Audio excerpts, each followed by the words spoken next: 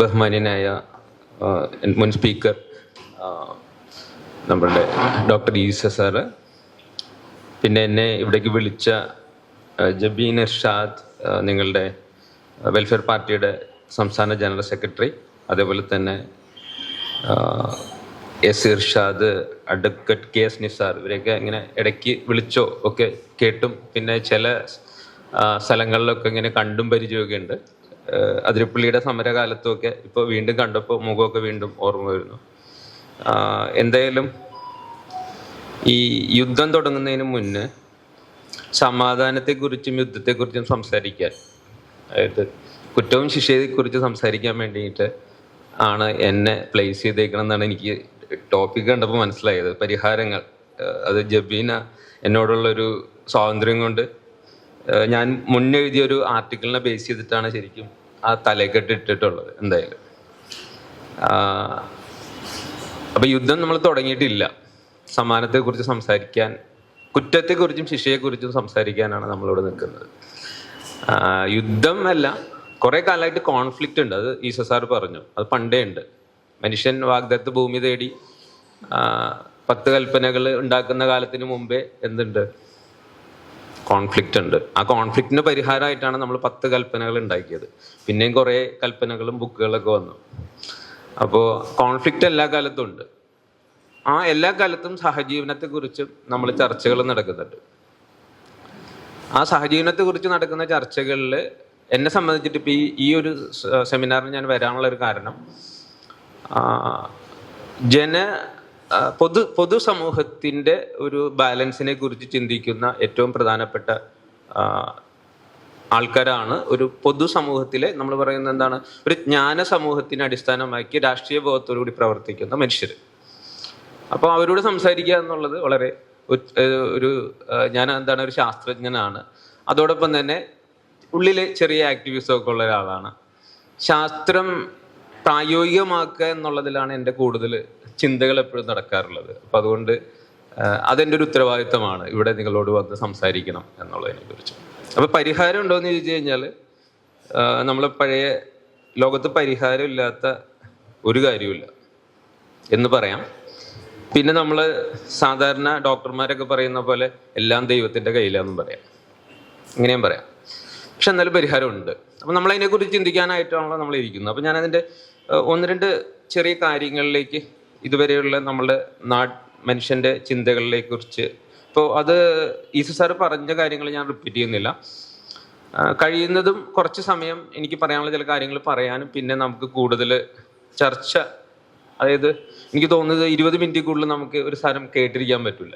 അപ്പോൾ അതുകൊണ്ട് അതിനുശേഷം നിങ്ങളുടെ ചോദ്യങ്ങൾക്ക് മറുപടി പറയുന്ന രീതിയിൽ ഞാൻ പറയാം. പക്ഷേ അതിന് മുമ്പ് ചോദ്യങ്ങളും ചിലപ്പോൾ ഇടേണ്ട ആവശ്യമുണ്ടല്ലോ. അപ്പോൾ ഞാൻ ചോദ്യങ്ങൾ ഇടാം കുറച്ച്. അപ്പോൾ ഹ്യൂമൻ വൈൽഡ് ലൈഫ് കോൺഫ്ലിക്റ്റ് എന്നുള്ളതിൽ ഒരു ആമുഖമായി പറയേണ്ട ഒരു കാര്യം എന്താ വെച്ച് കഴിഞ്ഞാൽ, നമ്മൾ ഏതൊരു യുദ്ധത്തെ പോലെയും ഏതൊരു സമാധാനത്തെക്കുറിച്ച് പറയുമ്പോഴും ഈ അടിസ്ഥാനപരമായിട്ടുള്ള തത്വങ്ങളും ചിന്തകളും അടിസ്ഥാനപരമായിട്ടുള്ളൊരു പൊതു വിദ്യാഭ്യാസം ആവശ്യമുണ്ട് നമുക്ക്. എന്നുവെച്ചാൽ കാലം എന്ന് പറയുന്നത് മാറുന്നൊരു സാധനമാണ്. മാർക്സ് പറഞ്ഞ പോലെ മാറ്റമില്ലാത്ത ഒരേ ഒരു സാധനമുള്ളത് മാറ്റത്തിന് മാത്രമാണ്. നമ്മൾ പഴയ കാലത്തെ ചിന്താഗതികൾ വെച്ചിട്ടോ പഴയ കാലത്തെ രീതികൾ വെച്ചിട്ടോ ഇന്നത്തെ സമൂഹത്തെ കാണാൻ പറ്റില്ല നമുക്ക്, അല്ലേ? അങ്ങനെയാണല്ലോ. ഇപ്പോൾ ഭാര്യ എന്ന് പറയുന്നത് ഞാൻ റീഹാബിലിറ്റേഷനെ ബേസ് ചെയ്തിട്ട് പറയുകയാണ്. അതായത് ഇപ്പോൾ ഒരു സ്ത്രീ ഒരു വീട്ടിൽ ജനിച്ചു വളരുന്നു, അവർ ജനിച്ചു വളർന്ന് ഒരു പ്രായപൂർത്തിയായി കഴിയുമ്പോൾ ഇവരെ വേറൊരു വീട്ടിലേക്ക് കൊണ്ടുവന്നാക്കുന്നു, നാട്ടുകാരെല്ലാവരും കൂടി. എന്നിട്ട് അവിടെ ഇവർ എന്ത് ചെയ്യണം? പൊരുത്തപ്പെട്ട് ജീവിക്കണം. അപ്പം അതങ്ങനെ തന്നെ വേണ്ടത് എന്ന് വിശ്വസിക്കുന്ന കുറച്ച് ആളുകളും, എന്നാൽ അങ്ങനെയല്ല, അവരുടെ ഇഷ്ടത്തിന് ജീവിക്കാം എന്ന് വിശ്വസിക്കുന്ന കൂടുതൽ ആളുകളുള്ള ഒരു ജനസമൂഹത്തിലാണ് നമ്മളിപ്പോൾ സംസാരിച്ചുകൊണ്ടിരിക്കുന്നതാണ് എൻ്റെ വിശ്വാസം. ഓക്കെ, അപ്പോൾ അതും ഒരു റീഹാബിലിറ്റേഷനാണ്. അപ്പോൾ നമ്മൾ അതിനെക്കുറിച്ചും ചിന്തിക്കണം. അപ്പോൾ ചിലതിന് നമുക്ക് നിയമങ്ങളുണ്ട്, ചിലത് നിയമങ്ങളിൽ മാറ്റം വരുത്തേണ്ടതുണ്ടാവും. അപ്പോൾ ഇത് ഞാൻ പ്രത്യേകിച്ച് രാഷ്ട്രീയ ഇതായിട്ട്, അപ്പം നിയമങ്ങൾ ഉള്ളതിനെ നമ്മൾ ഇപ്പോഴും, അതായത് ഇപ്പോൾ ഒരു ഉദാഹരണം പറയുകയാണെങ്കിൽ 2006 വന്ന വനാവകാശ നിയമപ്രകാരം അതിൽ പറയുന്ന ആദിവാസികളുടെ പുനരധിവാസ പ്രക്രിയ 2006 മുമ്പുള്ള പോട്ടെ, 2006 വന്നിട്ടുള്ള നിയമം, അത് പറയുന്ന ആദിവാസി പുനരധിവാസ പ്രക്രിയ എന്ന് പറയുന്നത് ഇക്കോളജിക്കലി സൗണ്ടാണ്. അതായത് ഒരു പക്ഷേ ആദിവാസിക്കും അവരുടെ ജീവിത വൃത്തിക്കും അവരുടെ ഭൂമിക്കും അവരുടെ ഭാഗവാക്കായിട്ടുള്ള കാടിനും വലിയ പ്രശ്നമില്ലാത്ത രീതിയിലുള്ള ഒരു സമീപനമാണ് അതിനകത്ത് പറയുന്നത്. പക്ഷേ 2006 ശേഷം സാറ് നേരത്തെ പറഞ്ഞ വയനാട്ടിൽ നടന്നിട്ടുള്ള ആദിവാസി പുനരധിവാസം ഈ നിയമത്തെ നഗ്നമായ ലംഘനത്തിലൂടെ നടത്തപ്പെട്ടതാണ്. അതിനെക്കുറിച്ച് CAGയുടെ ഒരു ഓഡിറ്റ് റിപ്പോർട്ട് നിലനിൽക്കുന്നുണ്ട്, ഗവൺമെന്റിന്റെ റിപ്പോർട്ടുണ്ട്. അപ്പൊ ഇത്ര കാലമായിട്ട് നമ്മൾ ചില നിയമങ്ങൾ ഇപ്പോഴും, ഇത് നമ്മളെ ആന ചവിട്ടുമ്പോൾ മാത്രമേ നമുക്ക് പ്രശ്നമുള്ളൂ. പണ്ട് ജൂതന്മാരുടെ കഥ പറയുമായിരുന്നത്, അകലെ ഒരു ഗ്രാമത്തിൽ ഒരാൾ കൊല്ലപ്പെട്ടു, നാസികള് ജൂതരെ കൊന്നു.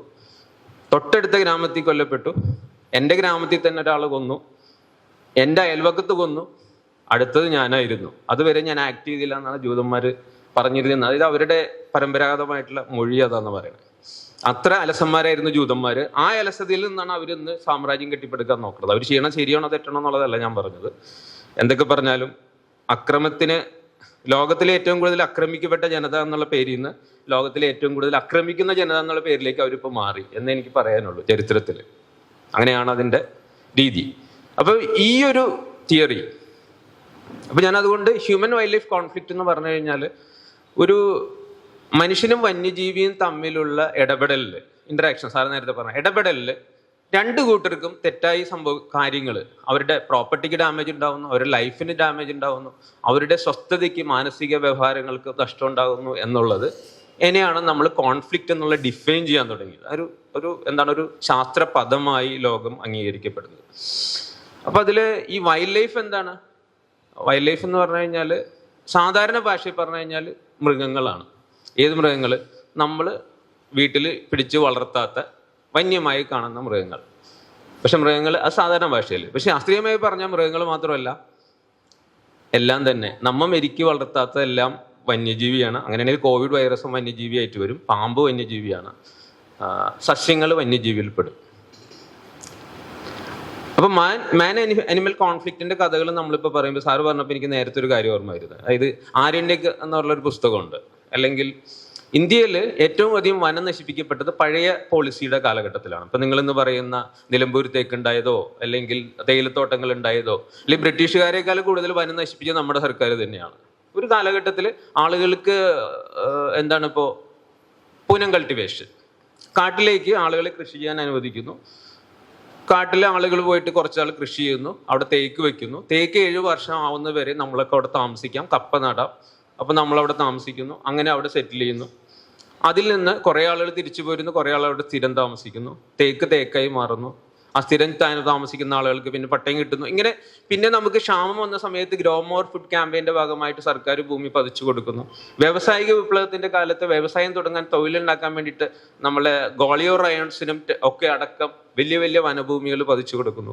ഇതെല്ലാം ഓരോ കാലഘട്ടത്തിന്റെ ചെയ്തികളാണ്. അപ്പൊ ആ ചരിത്രം നമ്മളുള്ളിൽ വേണം നമുക്ക് കുറച്ച്. ഇപ്പോഴത്തെ ഒരു ഡാറ്റ, ഇന്നലെ വന്നിട്ടുള്ള ഒരു ഇൻഫർമേഷൻ പറയണത് എന്താ വെച്ച് കഴിഞ്ഞാൽ 549 നിന്ന് 2024 ആനകൾ മൂലമുള്ള മനുഷ്യരുടെ മരണം എന്നുള്ളത് 605 എത്തിയിരിക്കുന്നു, 629 എത്തിയിരിക്കുന്നു. 15 സംസ്ഥാനങ്ങളിലായി 150 എലിഫന്റ് കോറിഡോർസ് ഐഡന്റിഫൈ ചെയ്തിട്ടുണ്ട് കേന്ദ്ര സർക്കാർ എന്നുള്ളൊരു ഡാറ്റ വന്നിരിക്കുന്നു. അപ്പൊ നമ്മളിതിങ്ങനെ ദിവസവും കേട്ടുകൊണ്ടിരിക്കുകയാണ്. അപ്പൊ ഇതിൽ 2 എക്സ്ട്രീമിസ്റ്റ് നിലപാടുകൾ ഞാൻ നിരാകരിക്കുകയാണ്. ഒന്ന്, എല്ലാ ജീവികളും തല്ലിക്കൊല്ലണം, മനുഷ്യൻ മാത്രം മതി. അല്ലെങ്കിൽ പ്രകൃതി സംരക്ഷിക്കണമെങ്കിൽ മനുഷ്യനെ ഒഴിവാക്കണം. ഈ 2 നിലപാടുകളും ഇന്ന് ശാസ്ത്രീയമായും നിയമപരമായും നിലനിൽക്കുന്നതല്ല. അത് ആദിവാസിയാണെങ്കിലും ശരി, ആദിവാസി അല്ലാത്ത ആളാണെങ്കിലും ശരി, കൃത്യമായ പഠനത്തിലും വേറെ സാഹചര്യങ്ങളില്ല എന്നുള്ളൊരു സാഹചര്യം വരുമ്പോഴല്ലാതെ ഒരു മനുഷ്യനെ കാട്ടിൽ നിന്ന് ഒഴിവാക്കാനോ അല്ലെങ്കിൽ പൂർണ്ണമായും ജീവികളില്ലാതെ നമുക്ക് നിലനിൽക്കാനോ പറ്റില്ല എന്നുള്ളത് ശാസ്ത്രവും നിയമങ്ങളും പറയുന്ന ഒരു കാലഘട്ടത്താണ് നമ്മൾ ജീവിക്കുന്നത്. അപ്പോൾ അതിൻ്റെ നടപ്പിലാക്കലിൽ വന്നിട്ടുള്ള കുറേ പ്രശ്നങ്ങളെ കുറിച്ച് നമ്മളൊരു പക്ഷേ കൂടുതൽ ചർച്ച ചെയ്യേണ്ടതുണ്ടാവും. അപ്പൊ ഞാനത് പറയുന്നു. അപ്പൊ നിങ്ങൾക്ക് കൂടുതൽ എന്തെങ്കിലും സംസാരിക്കാനുണ്ടെങ്കിൽ നമുക്ക് ഒരു ഉദാഹരണത്തിന് പറയാം. ഈ വന്യജീവി കൊണ്ട് എന്ത് ഗുണം? നല്ലൊരു എക്സാമ്പിൾ പറയാം. നിങ്ങളൊരു പാടശേഖരത്തിൽ കൂടെ പോകുന്നു. ഇപ്പോൾ എറണാകുളം ജില്ലയിൽ പുത്തൻവേലിക്കര പാടം, അതിൽ നമ്മളിങ്ങനെ നടന്നു പോകുമ്പോൾ കാണാം, ഒരു ഫോട്ടോ എടുത്താൽ മതി. ആ പാടത്ത്, കൃഷി ചെയ്യാത്ത പാടമാണ്, ആ പാടത്ത് ഒരു 10-200 കന്നുകാലി ഉണ്ടാവും. ഉണ്ടാവുമല്ലോ. എത്ര ലാഭം ഒരു വർഷം കൊണ്ട് കിട്ടുന്നത്? അവർ 10 പൈസ അവർ ചെലവാക്കുന്നുണ്ടാവില്ലേ, കന്നുകാലിയെ കൊണ്ടുവന്ന് അങ്ങോട്ട് വിടും. നിങ്ങളെല്ലാവരും മത്സ്യം കഴിക്കുന്നവരാണ്, പിടിച്ചില്ലെങ്കിൽ പോലും കഴിക്കുന്ന ആൾക്കാരാണ്. ലോകത്തിന്റെ എക്കണോമിയിലെ ബഹുഭൂരിപക്ഷം ഇപ്പോൾ മത്സ്യം തന്നെയാണ്. അല്ലാതെ അത് IT അല്ല, മൈനിങ്ങും അല്ല, ഒന്നുമല്ല. ഏറ്റവും പ്രധാനപ്പെട്ട എക്കണോമി ഇപ്പോഴും മത്സ്യവും കൃഷിയും തന്നെയാണ്. ഇപ്പോഴും മനുഷ്യൻ AI ലോകത്ത് ജീവിക്കുമ്പോഴും അത് തന്നെയാണ്. അപ്പോൾ വേറെ അതിനകത്ത് സാമ്പത്തിക സോഴ്സുകൾ പ്രധാനമായിട്ട് അത് തന്നെയാണ്. അല്ലെങ്കിൽ ലോകത്തിലെ ഏറ്റവും കൂടുതൽ ആളുകളെ തീറ്റിപ്പോറ്റുന്നത്, ഏറ്റവും കൂടുതൽ ധനികരായിട്ടല്ല അല്ലാത്ത ബാക്കി ബഹുഭൂരിപക്ഷം വരുന്നവരുടെ വയറ് നിറയുന്നത്, അത് ഡയറക്റ്റ് ആയിട്ട് ഇൻഡയറക്റ്റ് ആയിട്ട് വ്യവസായം ചെയ്തിട്ടായാലും. അപ്പോൾ തൃശ്ശൂർ ജില്ലയിൽ കൊടുങ്ങല്ലൂരിലും ഒക്കെ ഒരു വികസന പദ്ധതി വന്നപ്പോൾ നമ്മൾ എതിർക്കാൻ വന്നപ്പോൾ ഒരു സ്വർണ്ണക്കടക്കാരൻ എന്നോടൊരു കാര്യം ചോദിച്ചു. വികസന പദ്ധതി എന്ന് പറഞ്ഞാൽ അവിടെ അന്ന് ഞാൻ പഠിക്കുന്ന സമയത്ത് കൊടുങ്ങല്ലൂർ എസ്റ്റോറിയിൽ, അത് പലർക്കും ഓർമ്മ ഉണ്ടാവുന്നതാണ്, കൊടുങ്ങല്ലൂർ എസ്റ്റോറിയിൽ സിമെന്റ് ഫാക്ടറി പണിയാനായിട്ടുള്ള ഒരു പ്രൊപ്പോസൽ, അതിന് EIA. അപ്പൊ അതിന് സമരം നയിച്ച ആളാണ് ഞാൻ. എന്താ വെച്ചാൽ ആളുകളുടെ അടുത്ത് പോയി ഇതേപോലെ സംസാരിച്ച്, അന്ന് കോളേജ് പഠിക്കുകയായിരുന്നു.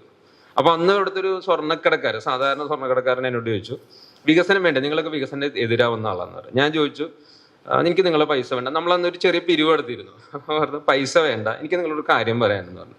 നിങ്ങളുടെ ഈ ഇടത്തരം സ്വർണ്ണക്കടയിൽ ഇവിടെ സ്വർണം വാങ്ങാൻ വരുന്ന ആരാന്ന് ചോദിച്ചു. ഇവിടെ സ്വർണം വാങ്ങാൻ വരുന്നത് ഇവിടുത്തെ ഗൾഫിന് പോയിട്ടുള്ള ആൾക്കാരെയും, ഇടത്തരം മീൻ പിടിക്കാൻ പോകുന്ന ആൾക്കാരെയും, അവിടെ നിന്ന് കിട്ടുന്ന പൈസ വേറെ മുറുക്കാൻ കട നടക്കുന്ന ആൾക്കാരെയും വീട്ടിലേക്കാണ്. അല്ലാതെ കാശുള്ളവനും ഇവിടെ വരൂല, നിങ്ങൾ കടയിൽ വരൂല. അപ്പൊ നിങ്ങളിത് ബാധിക്കും.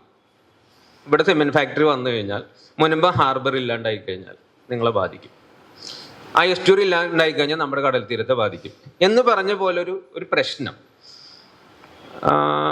ഇന്ന് ആദിവാസി മരിച്ചിട്ടുള്ളൂ എങ്കിൽ, വേറെ ആളുകളെ കൊല്ലപ്പെട്ടുള്ളെങ്കിൽ, ഇത് നമ്മളെ ബാധിക്കുന്ന ഒരു വിഷയമാണ് എന്നുള്ളൊരു ധാരണ കൃത്യമായിട്ട് നമ്മളിൽ എത്തേണ്ടതുണ്ട്. നമ്മളുടെ അണികളിലേക്ക് മറ്റുള്ളവർക്ക് നമ്മൾ സംസാരിക്കുന്നിടത്തും കൃത്യമായിട്ട് പറയേണ്ടതുണ്ട്. അപ്പോൾ വന്യജീവി ഉണ്ടെങ്കിൽ, ഇപ്പോൾ ഏറ്റവും ഒരു സിമ്പിൾ ഉദാഹരണമാണ് ഞാൻ ഈ പറഞ്ഞത്. നമ്മൾക്ക് കിട്ടുന്ന പല പ്രകൃതിയുടെ സർവീസസും അത് വന്യജീവികളും ഇതെല്ലാം കൂടി നിലനിൽക്കുന്നതുകൊണ്ട് കിട്ടുന്നതാണ്. അല്ലാണ്ട് മനുഷ്യനെ എക്സിസ്റ്റ് ചെയ്യാൻ പറ്റില്ല. എനിക്ക് വേദഗ്രന്ഥങ്ങളിൽ തന്നെ നമ്മളെടുത്തു കഴിഞ്ഞാൽ കുറേ, ഞാൻ അതിനെക്കുറിച്ച് പറയുന്നില്ല. ഇപ്പോൾ മരുഭൂമിയിൽ കുറച്ച് വെള്ളം ഉള്ള സ്ഥലത്തെ വേറെ ഗോത്രങ്ങൾ ആക്രമിക്കാൻ വേണ്ടി വന്നപ്പോൾ ആ വെള്ളത്തെ സംരക്ഷിച്ചിരുന്ന ഒരു സ്ത്രീ എടുത്തൊരു നിലപാടുണ്ടായിരുന്നു. നിങ്ങളിവിടെ താമസിച്ചോളൂ, ഞങ്ങളെ കൂടെ നിന്നോളൂ, നിങ്ങളെയൊക്കെ ഞങ്ങൾ നോക്കിക്കോളും. പക്ഷെ ഒറ്റ കണ്ടീഷൻ, ആ കണ്ടീഷൻ എന്താണ്? ഈ വെള്ളം നിങ്ങൾ മലിനമാക്കരുത് എന്നുള്ളതായിരുന്നു.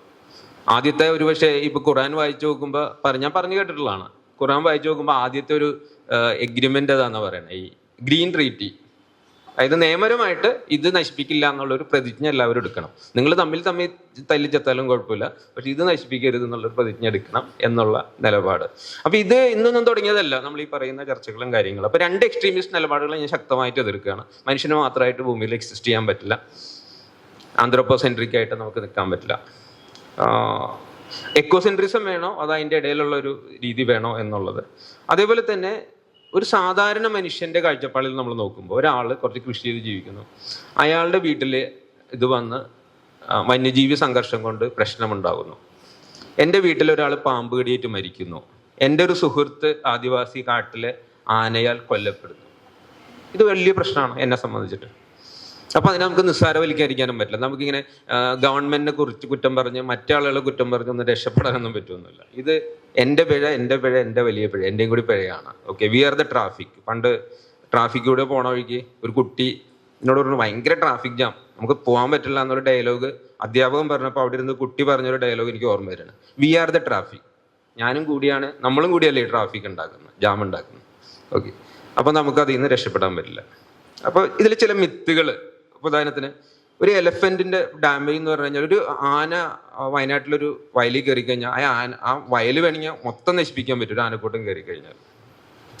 പക്ഷെ കർണാടകയിൽ നിന്നുള്ള സ്റ്റഡീസ് ഒക്കെ പറയുന്നത് വെച്ചാൽ ഒരു 7% വരെ ക്രോപ്പ് ഡാമേജ് ഉണ്ടാക്കുന്ന ആൾക്കാർ കാട്ടുപന്നികളാണ്. പക്ഷെ ശരിക്കുള്ള ഡാറ്റ നമ്മൾ എടുക്കണമെങ്കിൽ അതിനേക്കാൾ കൂടുതൽ ക്രോപ്പ് ഡാമേജ് ഉണ്ടാക്കുന്നത് എലിയാണ്. മനസ്സിലായില്ലേ? എലിയാണ്. അതേപോലെ തന്നെ ഞാൻ ഒരു തവണ കുറേ ഒരു കണക്ക് ഈ ആർട്ടിക്കിൾ എഴുതുന്ന സമയത്ത് കണക്കെടുത്തിട്ടുണ്ടായിരുന്നു. അതായത് മനുഷ്യ വന്യജീവി സംഘർഷത്തിൽ കൊല്ലപ്പെട്ട ആളുകൾ, അതിനേക്കാൾ കൂടുതൽ ആളുകളാണ് പാമ്പ് കടിയേറ്റ് മരിച്ചിട്ടുള്ളത്. പക്ഷെ പാമ്പ് കടീനെ നമ്മൾ വന്യജീവി സംഘർഷമായിട്ട് കാണാറില്ല. അപ്പൊ ഇതിന്റെ പിന്നിലൊരു സൈക്കോ പ്രശ്നമുണ്ട്. നമ്മളുടെ ഈ നമ്മളുടെ ഒരു ആന്ത്രോപ്പോസെൻട്രിക് ആണ് നമ്മൾ എന്നുള്ളതിൻ്റെ ഒരു ചെറിയൊരു പ്രശ്നം കൂടിയുണ്ട്. ഇപ്പം ഈ സാറ് നേരത്തെ പറഞ്ഞ പോലെ പൂരത്തിനും നേർച്ചയ്ക്കും ആളെ തൂക്കി എറിഞ്ഞപ്പോഴും ആന ചവിട്ടി കൊന്നപ്പോഴേക്കും നമുക്ക് വലിയ ചർച്ചയൊന്നുമല്ല. ഒരു ആദിവാസി 3 ചത്തപ്പോഴും നമുക്ക് ചർച്ചയല്ല. നമുക്ക് ചർച്ച എന്ന് പറയുന്നത് ഒരുപക്ഷെ ഒരു വലിയ കാറിൽ പോണ ഒരാളെ ആന ആക്രമിക്കുമ്പോഴായിരിക്കും നമുക്ക് ചർച്ചയാവുന്നത്, അല്ലെങ്കിൽ നമ്മുടെ സമുദായത്തിൽപ്പെട്ട ഒരാളെ ആക്രമിക്കുമ്പോഴായിരിക്കും ചർച്ചയാവുന്നത്. അപ്പോൾ ഇവിടെ ഒരു സാമൂഹ്യ നീതിയുടെയും ഒരു നാച്ചുറൽ ജസ്റ്റിസിന്റെ ഒരു പ്രശ്നം കൂടിയുണ്ട്. തീർച്ചയായിട്ടും നമ്മൾ അതിന്റെ പുറത്ത് ഇതിനെ കാണണമെന്ന് ഞാൻ പറയുന്നു. അതേപോലെ തന്നെ റോഡ് കില്ലില് ജീവികൾക്ക് ഉണ്ടാവുന്ന ട്രോമ നമുക്കറിയില്ല. അവർക്ക് ട്രോമ ഉണ്ടോ? നിങ്ങളിപ്പോൾ വാട്സപ്പിലൊക്കെ ഈ വാട്സപ്പ് റീൽ കൊണ്ടുള്ള കുറേ അനുഗ്രഹം എന്താന്ന് വെച്ച് കഴിഞ്ഞാൽ മനുഷ്യർ കുറേ കാര്യങ്ങൾ കാണാൻ തുടങ്ങി. ഇപ്പോൾ ഈ നായ്ക്കുട്ടികളും, കാര്യം നായ് നമുക്ക് ഹറാമാണെങ്കിലും നായ്ക്കുട്ടിയുടെ വീഡിയോ ഒന്നും അല്ലല്ലേ, ഹറാമല്ല. ഓക്കെ. ഞാൻ പണ്ട് എന്നെ പഠിപ്പിച്ചൊരു അധ്യാപകനോട് ചോദിച്ചിട്ടുണ്ട്, ഇറാന്റെ സ്റ്റാമ്പില് നായയുടെ പടം ഉണ്ടായിരുന്നു. പണ്ട് എനിക്ക് സ്റ്റാമ്പ് കളക്ഷൻ ഉണ്ടായിരുന്നു. അപ്പൊ ഈ നായനെ തൊടാൻ പാടില്ല എന്നൊക്കെ പറയുന്നത് ഇറാന്റെ സ്റ്റാമ്പിൽ എന്താണ് ഈ നായയുടെ പടം എന്ന് ഞാൻ പണ്ടൊരു ആളോട് ചോദിച്ചിട്ടുണ്ട്, ഒരു അധ്യാപകനോട് ചോദിച്ചിട്ടുണ്ട്. എനിവേ, പക്ഷെ നായക്കുട്ടികള് മനുഷ്യക്കുട്ടികളെ നോക്കുന്നത് നമ്മൾ കാണാറുണ്ട് ടി വിയിൽ അല്ലെ, റീൽസില്. ഈ പൂച്ചനെ നമ്മൾ ചീത്ത പറഞ്ഞ പൂച്ചയ്ക്ക് സങ്കടം വരും, അറിയോ നമുക്ക്? പൂച്ചനെ ചീത്ത പറഞ്ഞ പൂച്ചയ്ക്ക് സങ്കടം വരും. ചീത്ത പറഞ്ഞാല് വാഴച്ചാലിലൊരു ആനയ്ക്ക് വയ്യ, നാട്ടുകാരെല്ലാവരും ബഹളം വെച്ചു. പാവം ഫോറസ്റ്റ് ഓഫീസർ വേറെ നിവൃത്തിയില്ല, ഫോറസ്റ്റുകാർ നടപടി എടുക്കണില്ല. മാഡം വളരെ കഷ്ടപ്പെട്ട് അതിനെ പിടിച്ച് ട്രീറ്റ് ചെയ്തു. പിന്നെ വീണ്ടും പ്രശ്നം, അതിനെ നിങ്ങൾ പിന്നെ തിരിഞ്ഞു നോക്കുന്നില്ല, ഭയങ്കര പ്രശ്നം. മാഡം അതിനെ എന്ത് ചെയ്യാൻ പറ്റുമോ? ഒന്നില്ലെങ്കിൽ മയക്കോടി വെച്ച് ഇത് ചെയ്യുക, അല്ലെങ്കിൽ ആനക്കുട്ടി കൊണ്ടുപോയി ഹോസ്പിറ്റലൈസ് ചെയ്യുക. ഡീപ്പായിട്ടുള്ള ഉണ്ടാണ്, അത് പഴുക്കുന്നുണ്ട്, അതിനകത്തുനിന്ന് ജലം വരുന്നുണ്ട്, അതിൽ നിന്ന് ഇത് വരുന്നുണ്ട്, വളരെ ബുദ്ധിമുട്ടാണ്. നോർമലായിട്ടൊരു ഫോറസ്റ്റ് ഉദ്യോഗസ്ഥൻ തീരുമാനിക്കുക എന്തായിരിക്കും, അതൊരു നാച്ചുറൽ ഡെത്തിന് അതിനെ വിടേണ്ടി വരും, അത് ബുദ്ധിമുട്ടാണ്. പക്ഷേ ഒരു രക്ഷയില്ല, ഭയങ്കര പ്രഷറാണ്. അപ്പോൾ ആ പ്രഷർ ആർക്ക് കിട്ടി? ആനയ്ക്ക് കിട്ടി. എന്ത് ചെയ്തു? ആനനെ നമ്മൾ ഷൂട്ട് ചെയ്തു, എന്നിട്ട് പതുക്കെ തള്ളി, വേറെ ആന വന്ന് തള്ളി, നമ്മളെല്ലാവരും കൂടി തന്ന്. അതിനുണ്ടാകുന്ന മാനസിക ട്രോമ, അതുകൊണ്ടാണ് അത് ഹാർട്ട് അറ്റാക്ക് വന്ന് ചത്തത്. അതിന് ഉത്തരവാദി അവിടുത്തെ ഫോറസ്റ്റ് ഉദ്യോഗസ്ഥനാണോ, അതോ ഇപ്പോഴത്തെ ചീഫ് വൈൽഡ് ലൈഫ് വാർഡനാണോ, അതോ ഇവിടുത്തെ മിനിസ്റ്ററാണോ, അതോ നമ്മളാണോ, മീഡിയ ആണോ, അറിയില്ല. അപ്പം എന്തായാലും ഇത് നമ്മൾ എത്തുന്നേ ഉള്ളൂ. ശരിക്കും നമ്മൾ സൊല്യൂഷനിലേക്കും ലേണിങ്ങിലേക്കും പതുക്കെ എത്തിക്കൊണ്ടേയിരിക്കുന്നുള്ളൂ. അപ്പം നമ്മൾ ഇതൊക്കെ കുറച്ചും കൂടെയും വിചിന്തനം നടത്തേണ്ട കാലമായി എന്ന് പറയുന്നു. അപ്പം മാൻ വേഴ്സസ് വൈൽഡ് എന്നുള്ളത് ഒരു പക്ഷെ നമ്മൾ മാറ്റി വെക്കണം. എന്താ വെച്ച് കഴിഞ്ഞാൽ നമ്മൾ കോ എക്സിസ്റ്റ് ചെയ്യാണ്. ഇപ്പം എൻ്റെ ബോഡി തന്നെ എടുത്തു കഴിഞ്ഞാൽ ഇതിനകത്ത് തന്നെ കുറേ ജീവികളുണ്ട്, ഇല്ലേ? ഉണ്ടല്ലോ. ഇപ്പൊ കോവിഡായിട്ടുള്ള യുദ്ധം നമ്മളെങ്ങനെ തീർന്നത്? സന്ധിയിലെ തീർന്നത്. നമ്മളും കോവിഡ് ഇപ്പോൾ ഒന്നിച്ച് ജീവിച്ചുകൊണ്ടിരിക്കുകയാണ്. ഓക്കെ. അപ്പൊ നിങ്ങൾ ചോദിക്കും ഈ വൈവിധ്യത്തിന്റെ ആവശ്യം എന്താ? നമ്മൾ ചെറിയ ചെറിയ കാര്യങ്ങൾ ഞാൻ നിങ്ങളുടെ മനസ്സിലേക്ക് ഇടുന്നുള്ളൂ. ഇപ്പൊ ജൈവ വൈവിധ്യം വേണം. മനുഷ്യർ തന്നെ പലതരത്തിലുള്ളവരാ. എല്ലാ മനുഷ്യരും ഒരു സ്പീഷീസ് ആണ്, പക്ഷെ പലതരത്തിലുള്ള ആൾക്കാരാ. ഈ പലതരത്തിലുള്ള ആളുകളായാലും ഗുണം എന്താ? അതുകൊണ്ടാണ് നിങ്ങളിവിടെ മീറ്റിംഗ് വിളിച്ചത്. നിങ്ങൾ പല ചിന്താഗതിയുള്ള ആൾക്കാരായതുകൊണ്ട്. ഒരേ ചിന്താഗതിയുള്ള ആൾക്കാരാണെങ്കിൽ മേനകാന്തി പറയണ മാത്രം കേൾക്കുള്ളായിരുന്നില്ല, മോഡി പറയണ മാത്രം കേൾക്കുള്ളായിരുന്നു, മീറ്റിംഗ് വിളിക്കില്ല. ഓക്കെ. ഇനി കോവിഡ് വന്നപ്പോൾ നിങ്ങളാരും മരിച്ചില്ലല്ലോ, പക്ഷെ കുറെ പേര് മരിച്ചുപോയി. നിങ്ങൾക്ക് വ്യത്യസ്ത ജനിതഘടന ഉള്ളതുകൊണ്ടാണ്. അപ്പോൾ ഒരു സ്പീഷീസിൽ തന്നെ പലതരത്തിലുള്ള മനുഷ്യരും ജീവിത വ്യത്യാസങ്ങളും ഉണ്ടെങ്കിലാണ് ഈ ജീവൻ നിലനിൽക്കുള്ളൂ. ഇത് പ്രകൃതിയുടെ സത്യമാണ്, ശാസ്ത്രമാണ്. അതിനെ നമുക്കൊന്നും തല്ലി പഠിപ്പിക്കാനൊന്നും പറ്റില്ല. അത് പോസ്റ്റ് ട്രൂത്ത് കൊണ്ട് നിൽക്കുന്ന ഒരു കാര്യമല്ല. പോസ്റ്റ് ട്രൂത്ത് എന്താണെന്ന് നിങ്ങൾക്ക് അറിയാലോ, അല്ലേ? അറിയാം. നമ്മളിപ്പം ഇപ്പം തന്നെ മറ്റേ ആൾ നമ്മൾ ട്രംപ് പറഞ്ഞു അല്ലേ, ഇങ്ങനെയാണ് എന്ന് പറഞ്ഞപ്പോൾ ഇങ്ങനെയല്ല, ഞാൻ പറയണതാണ് ശരി എന്ന് ട്രംപ് പറയുന്നു. പണ്ടാണെങ്കിൽ ഒരു അമേരിക്കൻ പ്രസിഡന്റ് അങ്ങനെ പറയൂല. ഓക്കെ. അല്ല, ഇങ്ങനെയാണ് സത്യം എന്ന് പറയുമ്പോൾ ഞാൻ പറയണതാണ് ശരിയെന്ന് നമ്മളെ എന്താണ് രാജ്യ നേതൃത്വം പറയുന്നു. സത്യത്തിനും ഇതിനൊന്നും വിലയില്ല. സത്യം എന്ന് പറയുന്നതിനേക്കാളും ശാസ്ത്രത്തിനും അല്ലെങ്കിൽ എവിഡൻസിന് വിലയില്ല എന്നുള്ളത്, വസ്തുതകൾക്ക് വിലയില്ല എന്നുള്ളത്. സത്യം വീണ്ടും ഡിബേറ്റ് ചെയ്യുന്നൊരു സാധനമാണ്. അപ്പൊ ഈ 2 എക്സ്ട്രീം ഹൈപ്പോസ് നമുക്ക് ഒഴിവാക്കി പറ്റൂ. അപ്പൊ അതുകൊണ്ട് അങ്ങനെ നിങ്ങളെ മനസ്സിൽ അങ്ങനെ ഒരു ചിന്തയുണ്ടെങ്കിൽ നിങ്ങൾ എന്തിനു തയ്യാറല്ല? നിങ്ങളൊരു ഫാസിസ്റ്റാണ്. നിങ്ങൾക്ക് എന്ത് ചെയ്യാൻ പറ്റില്ല, ഇതിനെക്കുറിച്ച് ചർച്ച ചെയ്യാനുള്ള അർഹതയില്ല. ഇതാണ് എനിക്ക് പറയാനുള്ളത്. മനുഷ്യൻ മാത്രമേ എക്സിസ്റ്റ് ചെയ്യാൻ പാടുള്ളൂ എന്ന് വിചാരിക്കുന്നുണ്ടെങ്കിലും, മനുഷ്യനെ ഒഴിവാക്കിയിട്ടാണ് നമ്മൾ പ്രകൃതി സംരക്ഷണം നടത്തുന്നത് വിചാരിക്കുന്നുണ്ടെങ്കിലും നമുക്ക് ഇത് ചർച്ച ചെയ്യാൻ പറ്റില്ല.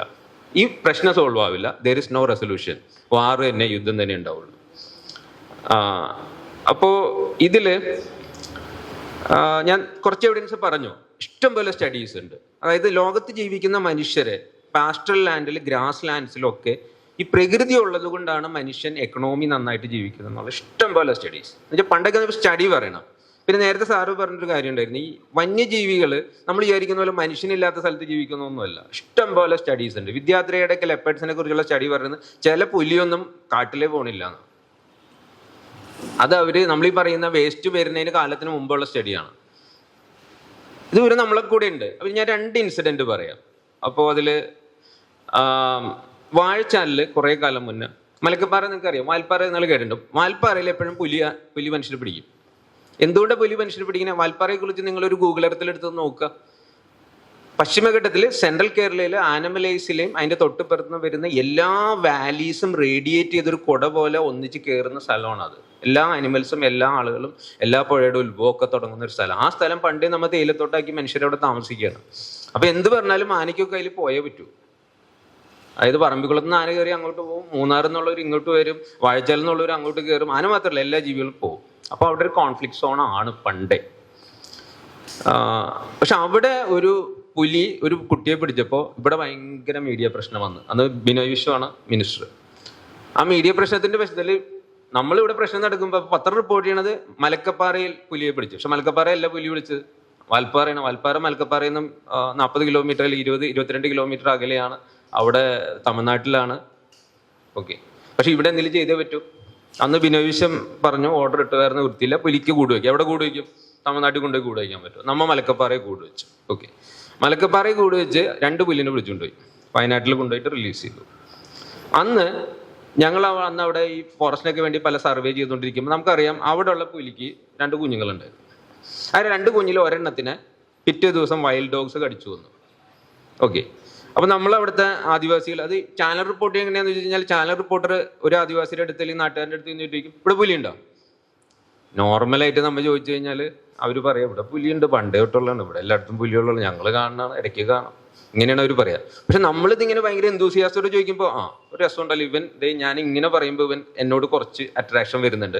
അപ്പോൾ പുലി ഒരു പ്രശ്നം, ഞാൻ പുലിയെ കണ്ടു, പുലി എൻ്റെ മേലെ കുരച്ചു അല്ലെങ്കിൽ ഗർജിച്ചു ചാടിച്ചു എന്നൊക്കെ ഞാൻ പറയും. ഇങ്ങനെയാണ് ഈ പ്രശ്നം വലുതാവുന്നത് മീഡിയയിൽ. ഓക്കെ, ആ പ്രശ്നം വലുതായി അവസാനം പുലിനെ പിടിച്ചു കൊണ്ടുപോയി. ആ പുലിയുടെ 2 കുഞ്ഞുങ്ങൾ ചത്തു. ഒരു പുലി പിന്നീട് എനിക്ക് വേണം ഇവിടേക്ക് എന്തോ ട്രാൻസ്ലോക്കേറ്റ് ചെയ്തത് ഇത് ചെയ്ത് പോവുകയും ചെയ്തു. പക്ഷേ പിന്നീട് നമ്മൾ കുറേ കൂടി മാറി. ഞാനത് പറയുന്നത് ഇപ്പോൾ ഇന്ന് പക്ഷേ കുറച്ചും കൂടി ശാസ്ത്രീയമായിട്ടൊക്കെ തന്നെയാണ് വനം വകുപ്പാണെങ്കിലും പുലിനെ പിടിക്കുന്നതൊക്കെ പ്ലാൻ ചെയ്യുന്നത്, ഡീൽ ചെയ്യുന്നത്. കുറേയും കൂടി, പൂർണ്ണമാണോ എന്നൊന്നും ഞാൻ പറയുന്നില്ല, കുറേയും കൂടി എന്നുള്ളതാണ് എൻ്റെ വിശ്വാസം. പ്രത്യേകിച്ച് ഇപ്പോൾ പ്രസന്റ്ലി നമ്മളുടെ ഇപ്പോഴത്തെ chief wildlife warden Pramod ji കൃഷ്ണനൊക്കെ ഇപ്പം അടുത്ത കാലത്ത് എടുക്കുന്ന ചില നിലപാടുകൾ, അദ്ദേഹം കഴിഞ്ഞ ദിവസം ഞങ്ങളുടെ ഇവിടെ ഈ ഇക്കോ റെസ്റ്റോറേഷനെ കുറിച്ച് 2 ദിവസം കോൺഫറൻസ് നടക്കുകയാണ്. അപ്പോൾ മിനിയാന്നാളെ രാവിലെ അദ്ദേഹമാണ് ടോക്കിൽ വന്നത്. അദ്ദേഹം പറഞ്ഞൊരു കാര്യമുണ്ട്, കേരളത്തിൽ വനം എന്നുള്ളത് അല്ലെങ്കിൽ വനഭൂമി സംരക്ഷിത പ്രദേശങ്ങളൊക്കെ ഇപ്പോൾ അത്യാവശ്യമുണ്ട്. ഓക്കെ, അപ്പോൾ നമുക്ക് ഇതിൻ്റെ കാര്യക്ഷമതയെ വർദ്ധിപ്പിക്കുന്നതിനെ കുറിച്ച്, നാശോന്മുഖമായ വനങ്ങളെ പുനരുജ്ജീവിപ്പിക്കേണ്ടതിൻ്റെയും അതിൽ കാര്യക്ഷമമായ പ്രവർത്തനങ്ങൾ, കാര്യക്ഷമം എന്ന് പറയുമ്പോൾ എല്ലാ ഭാഗത്തും വരും, ഇപ്പോൾ ശാസ്ത്രീയമായത്തിലുള്ള കാര്യക്ഷമത വരണം. അപ്പോൾ അത്തരത്തിലുള്ള കാര്യത്തെക്കുറിച്ച് നമ്മൾ സീരിയസ് ആയിട്ട് ആലോചിക്കേണ്ട ഒരു കാലഘട്ടം കഴിഞ്ഞിരിക്കുന്നു എന്നുള്ളത് വളരെ പ്രധാനപ്പെട്ട കാര്യമാണ്. പിന്നെ എൻ്റെ ഒരു അനുഭവം, വാഴച്ചാലിൽ 5 കൊല്ലം മുമ്പ് ഒരു ടൈഗർ അറ്റാക്ക് ഉണ്ടായി. ഒരാളെ കടുവ പിടിച്ചു തിന്നു, ഒരു ആദിവാസി. ഇത് ലോകം അധികം അറിഞ്ഞിട്ടില്ല. നമുക്കറിയാം, ഞാൻ അവിടെ വർക്ക് ചെയ്യുന്നതുകൊണ്ട്, ആ പ്രദേശത്ത് കാട്ടിൽ നടക്കുന്നതുകൊണ്ട്, നമ്മൾ സ്ഥിരം കാട്ടിൽ താമസിച്ച് റിസർച്ച് ചെയ്യാൻ പോകുന്ന കുറച്ച് എൻഡേഞ്ചേർഡ് ആയിട്ടുള്ള സാധനങ്ങളൊക്കെ ഉള്ള ആദിവാസികൾ സ്ഥിരം പോയി താമസിക്കുന്ന ഒരു സ്ഥലത്താണ് സംഭവിച്ചത്. അന്ന് ഞാൻ അവിടുത്തെ മൂപ്പിനോട് ചോദിച്ചത് എന്താ മൂപ്പത് പറ്റിയെന്ന് ചോദിച്ചപ്പോൾ മൂപ്പൻ പറയണത് അത് കടുവയ്ക്കൊരു അബദ്ധം പറ്റിയതാണ്. മൂപ്പൻ്റെ ഡയലോഗാണ്, കടുവയ്ക്കൊരു അബദ്ധം പറ്റിയതാണ്. അത് ആള് അറിയാതെ ചെന്ന് പെട്ടുപോയി. പക്ഷേ അത് സന്ധ്യാസമയമായിരുന്നു. പക്ഷെ സാധാരണ കടുവ മനുഷ്യനെ അറ്റാക്ക് ചെയ്യൽ, ഇത് എന്തോ ഒരു അബദ്ധം പറ്റിയിട്ടുണ്ടെന്ന് പറയാം. പിന്നീട് അന്നത്തെ DFO, അവിടുത്തെ ഞാൻ പറയുന്നില്ല, DFO എന്ത് ചെയ്യുന്നു വെച്ച് കഴിഞ്ഞാൽ കൃത്യമായി നമ്മൾ സംസാരിച്ചു, നോക്കണം വെച്ചാൽ ഇവിടെ എപ്പോഴും കാടർ ആദിവാസികൾ സ്ഥിരം പോയി താമസിക്കുന്ന സ്ഥലമാണ്, ഞങ്ങളും പോയി നിൽക്കുന്ന സ്ഥലമാണ്. പക്ഷേ കുറച്ച് ദിവസം ആ ടൈഗറിനെ മോണിറ്റർ ചെയ്യാന്നുള്ള രീതിയിൽ എല്ലാവരോടും ഇൻറ്റിമേറ്റ് ചെയ്ത് തൽക്കാലം നിങ്ങൾ അവിടെ കുറച്ച് ദിവസം നിൽക്കരുത്, മാറിയിരിക്കണം എന്നൊക്കെ പറഞ്ഞു. പക്ഷെ പിന്നീട് ആ ഇൻസിഡൻറ്റ് റിപ്പീറ്റ് ചെയ്തില്ല.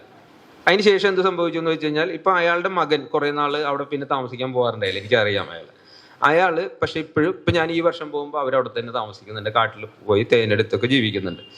അപ്പം അവരതിനെ കണ്ടത് ഒരു ഒരു അപകടമായിട്ടാണ്. അപ്പൊ നമുക്ക് റോഡ് ആക്സിഡന്റിൽ ഇപ്പൊ രണ്ടു കൂട്ടരെയും കുറ്റമില്ലാണ്ട് ഒരു ആക്സിഡന്റ് സംഭവിച്ചു, എന്തോ സംഭവിച്ച പോലെയാണ് അതിനെ കാണുന്നത്. ഇപ്പൊ സാറ് നേരത്തെ പറഞ്ഞൊരു ഉദാഹരണം, പണ്ട് ഞാനൊരു പത്രക്കാരനെ വിളിച്ച് ചീത്ത പറഞ്ഞിട്ടുണ്ട്. അതായത് അയാൾ കുറച്ച് പരിസ്ഥിതി സ്നേഹമൊക്കെ ഉള്ള ഒരു പത്രക്കാരനാണ്. പക്ഷെ അയാൾ ഒരു ദിവസം പത്രത്തിൽ എഴുതി ഷോളയാറിൽ കാട്ടാനെ ഇറങ്ങി. അപ്പൊ ഞാൻ പറഞ്ഞു, പൊന്നും മാഷേ, ഈ ഷോളയാറിലല്ലാണ്ട് കാട്ടാനയ്ക്ക് അവിടെ പോയി ഇറങ്ങാൻ പറ്റും? ചാലക്കുടി ടൗണിൽ വന്ന് ഇറങ്ങുമ്പോഴല്ലേ നമ്മൾ അങ്ങനെ പറയേണ്ടത്? നമ്മൾ ഭാഷ ഒന്ന് നമ്മൾ ശ്രദ്ധിക്കണ്ടേ? ഷോളയാറിൽ കാട്ടാന ഇറങ്ങി. ഇപ്പൊ അടുത്ത ദിവസം ഞാനൊരു റീല് കാണാണ്. അതില് ഒരു ബൈക്കുകാരൻ ഒരു ആനയുടെ അടുത്ത് ചെന്നപ്പെടുന്നു. ആന ഇങ്ങനെ തിരിയുന്നു, ബൈക്കുകാരൻ ആന ഒന്നും ചെയ്യുന്നില്ല. ഇത് വീഡിയോ എടുക്കുന്ന വേറൊരു വണ്ടിയിലുള്ള ആളാണ്. ബൈക്കുകാരൻ അങ്ങോട്ട് പോയി, ആന ഇങ്ങോട്ട് വന്നു. പിന്നെ ഇവരെ വണ്ടി, അപ്പൊ ഇവര് വളരെ വീഡിയോ എടുക്കാൻ വേണ്ടി അടുത്ത് കിട്ടാൻ വേണ്ടി അടുത്ത് ചെന്നു. അപ്പൊ ഈ വണ്ടിയുടെ പിന്നാലെ ആന വരുന്നു. ഇവർ റിവേഴ്സ് എടുക്കുന്നു, പൊടാന്ന് ഇവർ പറയുന്നുണ്ട്. ഒരു ബാക്കിലേക്ക് പോകുന്നു, ആന വീണ്ടും തിരിച്ചു പോകുന്നു. വീണ്ടും ഇവര് വീഡിയോ എടുക്കാൻ വേണ്ടി മുന്നിലേക്ക് എല്ലാം. ഞാൻ പറഞ്ഞ മനസ്സിലായില്ലേ? അപ്പോൾ ഇതിൽ ഏറ്റവും വലിയൊരു പ്രോബ്ലം എന്ന് പറഞ്ഞു കഴിഞ്ഞാൽ, നമ്മൾ ശരിക്കും പറഞ്ഞാൽ വൈൽഡ് ലൈഫിനെ ട്രെയിൻ ചെയ്യാണ്, തെറ്റായ രീതിയിൽ ട്രെയിനിങ് കൊടുത്തുകൊണ്ടിരിക്കുക. അതാണ് ഇന്നത്തെ ഏറ്റവും വലിയൊരു ഇഷ്യൂ എന്ന് പറയുന്നത്. തെറ്റായ രീതിയിൽ ട്രെയിൻ ചെയ്യാന്ന് പറഞ്ഞു കഴിഞ്ഞാൽ നിങ്ങൾക്ക് അത് പറഞ്ഞാൽ മനസ്സിലാവുമെന്ന് അറിയില്ല. നമ്മൾ AI-നെ ട്രെയിൻ ചെയ്യുന്നുണ്ട്, അറിയോ നിങ്ങൾക്ക്? ഞാനിവിടെ വന്നപ്പോൾ ഗൂഗിൾ നോക്കിയിട്ട് സെർച്ച് ചെയ്തിട്ടാണ് ഇങ്ങോട്ട് വരുന്നത് എന്ന് വിചാരിക്കുക. അപ്പം ഞാൻ AI-ക്ക് ഒരു മെസ്സേജ് കൊടുക്കുകയാണ്, ഞാൻ ഇന്ന സ്ഥലത്ത് പോകുന്നു. അങ്ങനെയാണ് AI വളരുന്നത്. നമ്മൾ ഓരോ സമയം ഗൂഗിളൊക്കെ ഉപയോഗിക്കുമ്പോൾ AI വളരുകയാണ്. എന്ന് പറഞ്ഞ പോലെ തന്നെ ഈ മനുഷ്യരുടേതായിട്ടുള്ള ചില രീതികളുണ്ട്. ഇപ്പോൾ ചിന്നക്കനാലിൽ ഒരു തവണ ഇതേപോലെ ഒരു എൻക്വയറി കമ്മിറ്റിയുടെ ഭാഗമായിട്ട്, സ്വതന്ത്ര എൻക്വയറി കമ്മിറ്റിയുടെ ഭാഗമായിട്ട് ഞാൻ പോയപ്പോൾ അവിടെ ആരോട് ചോദിച്ചാലും ഈ പ്രശ്നമൊക്കെ പറയും. ഭയങ്കര പ്രശ്നം, ആന ഇടിച്ചു കളഞ്ഞു, അങ്ങനെയാണ് ഇങ്ങനെയാണ്. പക്ഷേ അതിൻ്റെ ആത്യന്തികമായ പ്രശ്നം ഈസ സാറ് പറഞ്ഞതാണ്, ആദിവാസികളെ കൊണ്ടുപോയി അവരുടെ സ്ഥലത്തല്ലാതെ കൊണ്ടുപോയി പുനരധിവാസത്തിൻ്റെ പ്രശ്നമാണ് അത്. പക്ഷേ അവിടെ ചെന്നപ്പോൾ ഒരു മനുഷ്യൻ ഒരു മലയുടെ മുകളിൽ കൃഷിയൊക്കെ ചെയ്ത് ഏലമൊക്കെ ചെയ്ത് ഇങ്ങനെ സ്വസ്ഥമായിട്ട് ചെയ്യും. ഒരു ഫെൻസിങ്ങും ഇല്ല, ട്രെഞ്ചും ഇല്ല, ഒന്നുമില്ല. അപ്പം ഞാൻ അയാളോട് ചോദിച്ചു, ഇവിടെ ആന വരാറില്ലെന്ന് ചോദിച്ചു. അപ്പം ആൾ പറഞ്ഞു, ആന വരും, അതവിടെ ഇങ്ങനെ നിൽക്കും. അപ്പം ചേട്ടൻ എന്ത് ചെയ്യും? ഞാൻ പോടാന്ന് പറയും, അപ്പം അത് പോകും. ഇതാണ് അയാളുടെ വേഷം. ഈ എൻ്റെ ഒരു അനുഭവത്തിൽ നമ്മൾ കാട്ടിലൊക്കെ എപ്പോഴും പോകുമ്പോൾ സാധാരണ ആദിവാസികൾ ചെയ്യുന്ന ഒരു പരിപാടിയുണ്ട്. ഇവരൊരു ബീഡി എടുത്ത് ഇങ്ങനെ കത്തിക്കും. ഇടയ്ക്ക് ബീഡി എടുത്ത് കത്തിച്ചിട്ട് അപ്പം തന്നെ കുത്തി കടത്തി കാണാൻ. അപ്പം ഞാൻ കുറച്ച് കഴിഞ്ഞപ്പോൾ ഇവരോട് ചോദിച്ചു, ബീഡി കത്തിച്ചിട്ട് ഒന്ന് വലിക്കുന്നില്ലല്ലോ, അപ്പം തന്നെ കുത്തി കടത്തി കളയാൻ. അപ്പം പിന്നീട് എനിക്ക് മനസ്സിലായത്, ഈ ആന അകലെ ഉണ്ടെങ്കിൽ ആനയ്ക്ക് ഒരു സിഗ്നൽ കൊടുക്കുന്നതാണ്, ഒരു പുക വിട്ടിട്ട്.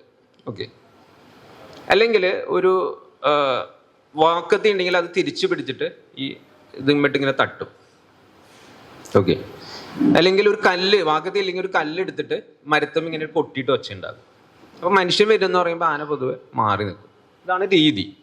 അപ്പൊ കുട്ടികളെ നമ്മൾ തല്ലെന്ന് പറഞ്ഞ് പേടിപ്പിച്ചാൽ കുഴപ്പമൊന്നുമില്ല. പക്ഷെ കുട്ടികളുടെ കാലിന്റെ അടുത്തിട്ട് പടക്കം പൊട്ടിച്ചു കഴിഞ്ഞാൽ കുട്ടിക്ക് പിന്നെ പടക്കത്തിന് പേടിയില്ലാണ്ടാവും. അപ്പൊ അതാണ് ഇപ്പൊ ആനയ്ക്ക് പടക്കമല്ല, ബോംബ് പൊട്ടിച്ചാൽ ആനയ്ക്ക് ഒരു പേടിയില്ല. Okay, we are training the elephant. ആരെ ട്രെയിൻ ചെയ്യുന്നത്? സാധാരണ വന്യജീവിയുമായി ബന്ധപ്പെട്ട് പരിചയമുള്ള കൃഷിക്കാരനോ ആദിവാസിയോ ഒന്നുമല്ല. ഈ യാതൊരു തരത്തിലുള്ള അടിസ്ഥാനപരമായിട്ടുള്ള പരിസ്ഥിതി ജ്ഞാനോ അനുഭവജ്ഞാനോ ഇല്ലാത്ത കുറെ ആൾക്കാർ പോയിട്ടാണ് ഇപ്പൊ എലഫൻസിനെ ട്രെയിൻ ചെയ്യുന്നത്.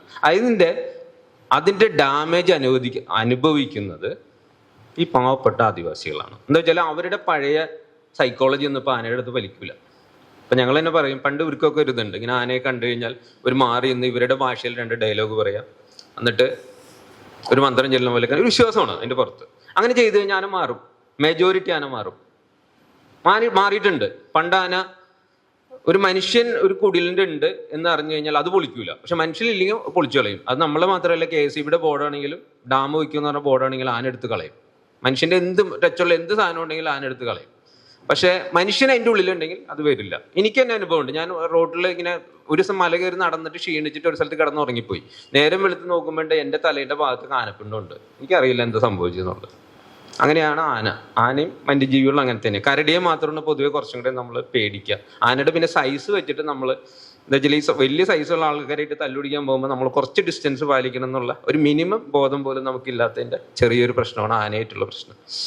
അപ്പോൾ അതൊക്കെ വാട്സപ്പിലൊക്കെ വന്നിട്ടുള്ള കാര്യങ്ങളാണ്, ഞാൻ അതിനെക്കുറിച്ച് പറയുന്നില്ല. അപ്പോൾ ഇതിൽ റെമഡി ആയിട്ട് നമ്മൾ പല കാര്യങ്ങളും ഉപയോഗിക്കാറുണ്ട്. ആനനെ ഇപ്പോൾ ഒരു ക്രിട്ടിക്കൽ ഇഷ്യൂ വന്നാൽ എന്ത് ചെയ്യും? ആനനെ ഓടിക്കണ്ടേ? ഇപ്പം അടുത്ത കാലത്ത് ഞാൻ കണ്ടൊരു കാര്യം എന്താണെന്ന് വെച്ച് കഴിഞ്ഞാൽ രണ്ട് ഇൻസിഡൻസ് പറയുകയാണ്. ഇപ്പോൾ വെറ്റിലപ്പാറയിൽ ഗണേശൻ എന്ന് പറഞ്ഞിട്ടുള്ള ആന, ആ ആനേനെ ഈ ഒരു ഫോറസ്റ്റുകാരനോ പോലീസുകാരനോ ഇങ്ങനെ പോടാന്ന് പറയുമ്പോൾ അത് പോകുന്നുണ്ട്.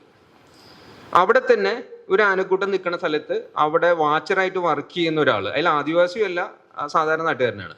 അയാൾ ആന ഒരു ശല്യം ഉണ്ടാക്കുന്നില്ല, ആന അവിടെ നിൽക്കുകയാണ്. അയാൾ ഇവിടെ നിന്ന് ഇപ്പോഴേ പടക്കെറിഞ്ഞ് തുടങ്ങി. ഓക്കെ. അപ്പോൾ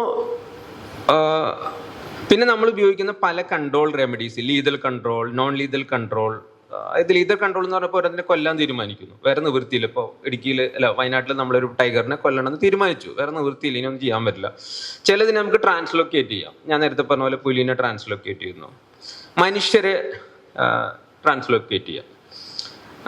അപ്പോൾ അതിൻ്റെയൊക്കെ കഥയൊക്കെ രസമാണ് നമ്മൾ പറയുകയാണെങ്കിൽ. അപ്പോൾ ഇത് ഞാനൊരു ദിവസം വയനാട്ടിൽ നിന്നുള്ളൊരു പരിസ്ഥിതി പ്രവർത്തകനോട് ചോദിച്ചു. നമ്മൾ സുഹൃത്ത് തന്നെയാണ്. പക്ഷെ അദ്ദേഹം പറയുന്നത് അദ്ദേഹം എല്ലാ കാലത്തും വയനാട്ടിൽ നിന്ന് ആദിവാസിനെ പുറത്താക്കണം, കാട്ടിൽ നിന്ന് പുറത്താക്കണം എന്ന് പറയുന്ന ഒരാളാണ്. അപ്പം ഞാൻ ചോദിച്ചു, ഒരു കാട്ടിൽ നിന്ന് മനുഷ്യരെ പുറത്താക്കുകയാണെങ്കിൽ അതിൽ ആദ്യം പുറത്തു പോകേണ്ടത് ആരാണ്? ആദ്യം പുറത്തു പോകേണ്ട ആരാണ്? ഈ വന്യജീവികളായിട്ട് കൈകാര്യം ചെയ്ത് പരിചയമില്ലാത്ത ആൾക്കാരല്ലേ ആദ്യം പുറത്താക്കണ്ടേ, അല്ലേ? അല്ലാണ്ട് വന്യജീവികളുമായിട്ട് നൂറ്റാണ്ടുകളായിട്ട് ഇടത് വഴി ജീവിക്കുന്ന മനുഷ്യരല്ലല്ലോ പുറത്താക്കേണ്ടത്. എന്നാൽ അവരെ പുറത്താക്കുമ്പോൾ 10 ലക്ഷം രൂപ കൊടുക്കുന്ന രീതിയിൽ അവരെ പുറത്താക്കാൻ ഇന്ന് പരിഷ്കൃത സമൂഹത്തിൽ സാധ്യമാണോ? ചെയ്യാൻ പാടുണ്ടോ? അതിലൊരു വലിയ പ്രശ്നമില്ലേ നമ്മളെ? അതൊന്നും ആർക്കും ചർച്ചാ വിഷയമല്ല. ഓക്കെ. അപ്പോൾ അന്ന് ആദിവാസി പറഞ്ഞ ഒരു കാര്യം ഞാൻ ഓർക്കുകയാണ്. അതായത് ഈ വനം വകുപ്പ് അന്ന് അവിടെ നിന്ന് പുലിനൊക്കെ പിടിച്ചുകൊണ്ട് ഇപ്പോൾ ട്രൈബൽ മൂപ്പം പറയണേ, അതെ അത് വലിയ ഡേഞ്ചറാ. എന്താ സംഭവം? സിമ്പിളാണ് കാര്യം. നിങ്ങളുടെ വീട്ടിലൊരു പൂച്ചയുണ്ട്. ഈ പുലിയും പൂച്ചയൊക്കെ ഏകദേശം ഒരേ സ്വഭാവക്കാരാണ്. നിങ്ങളുടെ വീട്ടിലൊരു പൂച്ച ഉള്ളത് കൊണ്ടാണ് വേറെ പൂച്ച ഇവിടെ വരാത്തത്, അല്ലേ? അല്ലെങ്കിൽ സ്ഥിരമായിട്ട് വരാത്തത്. അപ്പം നിങ്ങൾ വീട്ടിലെ പൂച്ചനെ കളഞ്ഞു കഴിഞ്ഞാൽ കുറച്ച് ദിവസം കഴിയുമ്പോൾ എന്ത് ചെയ്യും? ഒരു പൂച്ച അവിടെ വരും. അപ്പോൾ മൂപ്പം പറഞ്ഞതെന്ന് വെച്ചാൽ, നിങ്ങൾ ഈ തോന്നിയ പുലിനെയൊക്കെ പിടിച്ചുകൊണ്ട് പോയി കഴിഞ്ഞാൽ ചിലപ്പോൾ ഈ മാനേറ്റർ ആയിട്ടുള്ള ആൾ ഇങ്ങോട്ട് വരും. ഇപ്പോൾ ഓക്കെ, അവനിവിടെ വരാത്ത ഇവിടെ ഈ പുലിയുള്ളതുകൊണ്ടാണ്. അവൻ മാനേറ്റർ ആവാൻ കാരണം ഒരു പക്ഷേ അവൻ്റെ സ്ഥലത്ത് നിന്ന് അവനെ നിങ്ങൾ ഇവിടെ പിടിച്ചുകൊണ്ടെന്ന് ഇട്ടിട്ട് അവന് എവിടെയും പോകാൻ പറ്റണല്ലോ. പോകുന്നിടത്തൊക്കെ വേറെ ആളുടെ സ്ഥലമാണ്. അപ്പോൾ അവൻ എന്ത് ചെയ്യും? മനുഷ്യരുള്ള സ്ഥലത്തേക്ക്. വാൽപ്പാറയിൽ നടന്നിട്ടുള്ള കുറേ സ്റ്റഡീസ് പറയുന്നത് സാറ് പറഞ്ഞ പോലെ തന്നെ ഈ വേസ്റ്റ് ഇട്ടിട്ട് വേസ്റ്റ് തിന്നാനായിട്ട് വൈൽഡ് ബോർസ് ഒക്കെ വരുമല്ലോ. ഇപ്പോൾ രാത്രി ഏത് പന്നികളൊക്കെ വരും, മാൻ വരും. അതിൻ്റെ പിന്നാലെയാണ് വാൽപ്പാറയിൽ പുലി ടൗണിൽ വന്നിട്ട്, ടൗണിൽ കൂടെ വാൽപ്പാറയിൽ പുലി നടക്കുന്നതിൻ്റെ വീഡിയോ വാട്സപ്പിൽ പ്രചരിക്കുന്നുണ്ട്. അപ്പോൾ അങ്ങനെയുള്ള കുറേ ശാസ്ത്ര സത്യങ്ങളുണ്ട്. പക്ഷെ ആ സത്യത്തിൻ്റെ അടുത്തൊരു കാര്യം മനസ്സിലാക്കേണ്ടതെന്ന് വെച്ചാൽ നമ്മൾ ഇതിൻ്റെയൊക്കെ ഇടയിൽ കോഎക്സിസ്റ്റ് ചെയ്ത് തന്നെ പറ്റൂ. എല്ലാവരും നിർത്തിയൊന്നുമല്ല. നമ്മൾ അതിൻ്റെ ഇടയിലാണ് ജീവിക്കേണ്ടത്. എന്താ വെച്ച് കഴിഞ്ഞാൽ പ്രകൃതിയിൽ നമ്മൾ കയറാവുന്നതിൻ്റെ അങ്ങേയറ്റം കയറി കഴിഞ്ഞു. ഇനി നമുക്ക് കയറാൻ സ്ഥലമില്ല. അതാരാ പറയണേ?